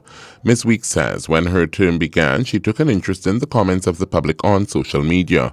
In an interview with God St. Clair of Ion Dependency, the former president says she was shocked by what she saw. Have paid very close attention to Facebook since I've been in office. And I don't think I'm any different from any responsible citizen at being absolutely appalled at what plays out in social media on a racial basis. I accept that there are many decisions, pronouncements, whatever that I have made as president that could be subject to scrutiny, discussion, disagreement. But sometimes when you look at the comments, they are so racially biased. This week said it is dangerous for the country. It's not what you do day to day, but you just like the idea that you could fire off any kind of ignorant, abusive idea under the anonymity of social media, and so you do it. You are feeling empowered by this ability to communicate to the world at large. And it's very sad, because once we remain polarized like that, then we cannot come together to achieve anything, and there are many things, if we don't come together, we will not achieve them. They cannot be achieved in two separate silos. Right? And I don't know that our leaders, leaders in so many different spheres, not only political leaders, just not seeming to understand that. She told Mr. Sinclair it is frightening. It's very sad, and I have no crystal ball to say where this will end. But if we go on as we do, I don't think you need a crystal ball to know that it cannot end well.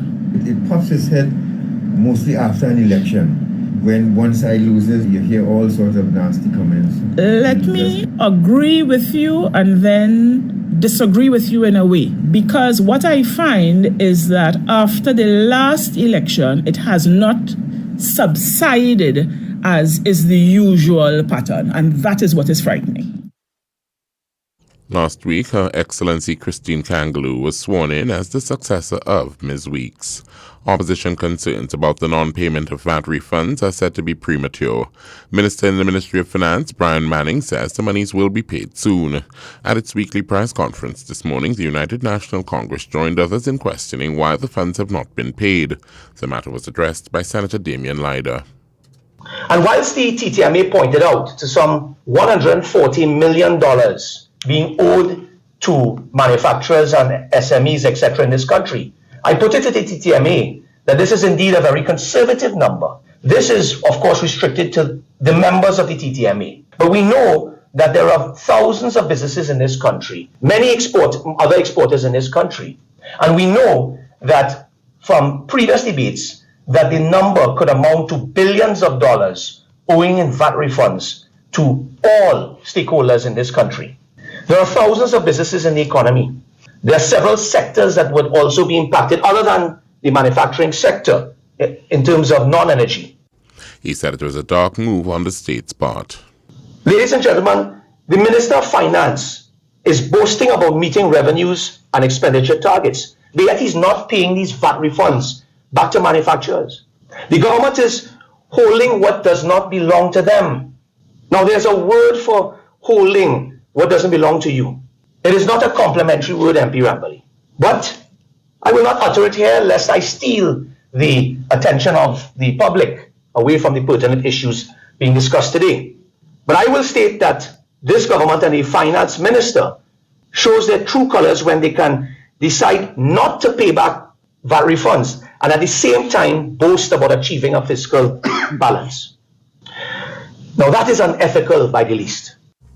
But speaking with News Centre 5 this morning, Minister in the Ministry Manning said there is a schedule and monies will be paid. Yes, there is a VAT repayment policy, and I'm sure that the Ministry and Minister of Finance will reiterate that to the public in the days to come. As you recall, we had visits from the IMF in the past few weeks, and they have given our economy a clean bill of health. We are on the path to recovery, and the Minister of Finance in his last budget statement had promised that the VAT payments will be repaid. And that is something that I expect should happen on a schedule, and that schedule should be announced within the near future.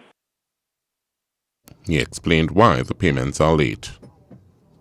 A lot of it had to do with the COVID fight, and that a lot of our resources were really drawn away from other issues and other developments so that we could fight COVID. Now that the major part of the COVID issue has passed, we can get back to business and taking care of some of the issues that may have fallen by the wayside during the COVID crisis. One major one would have been the paving of roads. During COVID, roads were not paved because those funds were diverted towards fighting the pandemic. Then, of course, there was a tough rainy season that we had last year, and now that we have a period of time where we have the resources and the time, roads are being paved at an unprecedented rate. So in similar fashion, we are stage by stage going to be taking care of some of the other outstanding issues within Trinidad and Tobago. The UNC said it was not alone in its concern. A walkabout by the National Transformation Alliance in St. Joseph is said to have been very well received. Political leader Gary Griffith and his team walked the area yesterday. This morning, he told News Centre 5 it went well. We had several meetings throughout the country over the last several months. This is the first walkabout. It has started in St. Joseph. Arguably, who wins St. Joseph wins the election. We intend to continue along that line. The walk went on for about 3 to 4 hours, and there was now 99.8% of support. Persons in vehicles, citizens in their homes, in the business places, they all gave full approval and support. The 0.2% of negativity, so based on 2 dogs that were barking at me, they may have been P&M dogs, but I'll turn them around as well. And the fact is, what we intend to do is to transform Trinidad and Tobago. Obviously, the number of concerns that we heard was lack of proper leadership, lack of proper governance, the fact of politicians trying to divide the country in their desperation to lead the country. Mr. Griffiths believes his third party can make a difference. There's always been that third constituency. It started in 1981 with the ONR with 91,000 votes. It moved 10 years later to the NAR, standing alone to 127,000. Moving to 2007 with the Congress of the People, 147,000. So that third constituency of persons who may not be P&M till are dead or are born a UNC and have a die a UNC could very well be 200,000. And it is the right of any citizen to want to support any party. What we're asking is that the election should be, and in all elections, it should be clean. Let us not get into the nastiness. But unfortunately, we see leaders who spend more time trying to discredit, destroy, try to criminalize, and say the worst things about your political opponents rather than just trying to explain to the country what you intend to do to give them a better way of life. Local government elections are expected this year. A suggestion that it be mandatory that presidents pardon prisoners upon demitting office. The practice is the norm in the United States, but more of a discretionary call in this jurisdiction. Activist God Sinclair says it is time it be considered. I am envisioning maybe it may happen in the next 20 years, who knows, that every time a president finishes a term, if the president serves 5 years, they get to pardon 5 prisoners. If they serve 10 years, they get to pardon 10 prisoners. I would love to see that happen. At least, have the domino effect. So ties a certain number of pardons to the presidency so that yes. they have to pardon at least 5 during their term? Is that what you mean? Well, I would say have to, but I mean, if it's written into the Constitution, if quoting the proper document. Mr. Sinclair was speaking on his Eye on Dependency program this morning with co-host Natasha Nunez. Yeah, look how long Ricardo Stevenson sitting in prison. Look at Ricardo Stevenson, all the people who he was charged with and finished their time out. Going in 18 years, Ricardo Stevenson still sitting in our nation's prison on remand. Yep. And you know, that's another story by itself. Then we have Natasha De Leon, we have Andrew Douglas, we have so many other prisoners who in there almost 40-something years and end up with 10 and 15 subjects and they're just languishing in prison still when they've turned their lives around. So I would think people like that should be in line for a pardon when a president is leaving. Mr. Sinclair benefited from a presidential pardon. In news outside of Trinidad and Tobago, the opposition People's National Party in Jamaica is calling on the government to state definitively when teachers and other public servants will receive their salaries for this month. This as some civil servants across the country have become restive after not receiving their salaries at the close of business day last Friday. Opposition spokesman on finance, Julian Robinson, finds it unconscionable that persons have not received their salaries, especially since they have obligations to meet. Mr. Robinson also laments that the civil servants are not aware of when they will be paid. The opposition People's National Party is calling on the Andrew Holness-led administration to state definitively when thousands of teachers and other public servants will receive their March salary. At the close of business on March 24th, when most people expected to receive their salaries, no salaries have been paid. You have people who have obligations to pay their rent, their mortgages, to buy food, and there has been no definitive communication about when salaries are going to be paid.